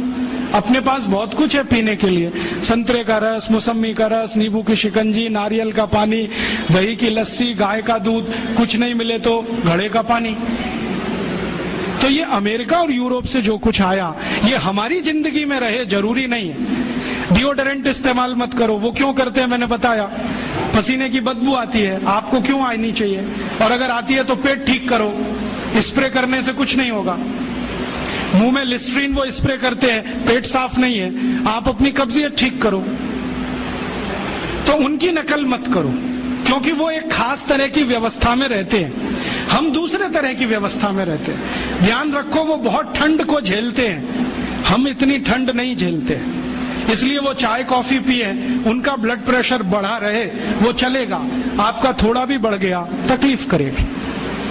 तो अपनी जिंदगी में जो आयुर्वेद से आया, जो भारतीय विद्याओं ने सिखाया, वही अपने जीवन में लाओ और जीवन का एक सूत्र बनाओ, भारतीय बने और भारतीय चीजों का ही उपयोग करें। भारतीय भाषा, भारतीय भूषा, भारतीय भोजन, भारतीय भजन और भारतीय भेषज, ये 5 चीजों का इस्तेमाल करो। भोजन मैंने बता ही दिया। भूषा आप जानते हो, अपनी भारत की भूषा और इंग्लैंड जमीन आसमान का अंतर है। वो ठंड वाले जगह रहते हैं, टाई सूट पहनना उनके लिए मजबूरी है, हमको टाई सूट पहनने की कोई मजबूरी। अगर 50 डिग्री तापमान में हम सूट और पैंट और टाई पहन के घूमें तो मूर्खों के मूर्ख ही दिखेंगे। बहुत लोगों को मैंने देखा है, शादी करने जाते हैं, घोड़े पे चढ़ते हैं, टाई और 3 पीस सूट पहन के बैठते हैं। जून के महीने में भयंकर गर्मी, सुपर इडियट बन के जाते हैं। और उनको पूछो भाई ये क्यों कर रहे हो, तो कहते हैं आज तो कर लेने दो, शादी का दिन है, मैंने आज ही सुपर इडियोसिटी दिखानी है आपको शादी के दिन। ये मत करो आप, उनकी भूषा नहीं है, हमारे काम की नहीं है, उनकी भाषा भी हमारे काम की नहीं है। उनकी भाषा में बहुत सारे शब्द ऐसे हैं जो आप बिना जाने इस्तेमाल मत करो। जैसे कई बार मैं कई लोगों के घर में जाता हूं, अधकचरे लोग पता है कैसी बात करते हैं, ओ Rajiv Dikshit, she is my missus. तो मैं पूछता हूं really she is your missus? क्योंकि यूरोप में मिसेस का अर्थ जानते हैं, धर्म पत्नी को छोड़कर कोई भी महिला वो मिसेस होती है, क्योंकि वहां शादी करने की परंपरा नहीं है। 70% लोग बिना शादी के रहते हैं। ऐसे ही वो मिस्टर बात करते हैं, हम क्यों करें? वो आंटी अंकल बोलते हैं क्योंकि उनके यहाँ कोई रिलेशनशिप नहीं है, परिवार नहीं है, तो परिवार संस्था के कारण संबंध नहीं है। हमारे यहाँ चाचा है, चाची है, मामा है, मामी है, मौसा है, मौसी है। भारतीय भाषा में थोड़ी दम ज्यादा है, इसका ही जीवन में है। तो भारत की भाषा, भारत की भूषा, भारत का भोजन, भारत का भजन, भजन माने संगीत, भारतीय संगीत, ये रॉक और पॉप इसमें मत फंसो, ना तो कर्ण प्रिय है ना शरीर के स्वास्थ्य के लिए अच्छा है। भारतीय संगीत इतना स्लो, इतना मधुर कि आपको म्यूजिक से ही बहुत सारी बीमारियां ठीक हो जाए। आपको मालूम है कभी म्यूजिक थेरेपी रहा है इस देश में, तो वो तो इतनी ऊंचाई वाला है। तो भारतीय भजन और भारतीय भेषज माने औषधि, जितना बने उतना जीवन में आप करो, दूसरों को करने के लिए प्रेरित करो। तो एक दिन ये विदेशी विद्या चली जाएगी, और ये गई तो तो फिर इस देश को निरोगी रखना, निरापद रखना आसान हो जाएगा। और तब शायद ये सिद्ध होगा, सर्वे भवन्तु सुखिनः सर्वे सन्तु निरामया सर्वे भद्राणि पश्यन्तु मां कश्चित् दुख भाग भवेत्। तो ऐसा मैं आपसे निवेदन करता हूं, आप इसको स्वीकार करें और दूसरों को स्वीकार करने के लिए प्रेरित करें। तो आपका आभार। जितना कुछ मैंने बोला, अगर ये पढ़ना हो तो इसकी छोटी छोटी कुछ किताबें बनी हैं, वो नीचे आप जाओगे तो स्टॉल पे आप ले सकते हैं। सीडी बनी है, वो ले सकते हैं। सीडी और किताबों पर मेरा कोई कॉपीराइट नहीं है, सबको कॉपी करने का कंप्लीट राइट है, क्योंकि भारतीय विद्याओं पर कॉपीराइट नहीं होता। ज्ञान मेरा नहीं है, सबका है। मैंने लिया, आपको दिया, आप किसी और को दो, ये है भारतीयता। यूरोप में होता ज्ञान को पकड़ के रखो, बेचो इसको भी। हम बेचने में नहीं मानते।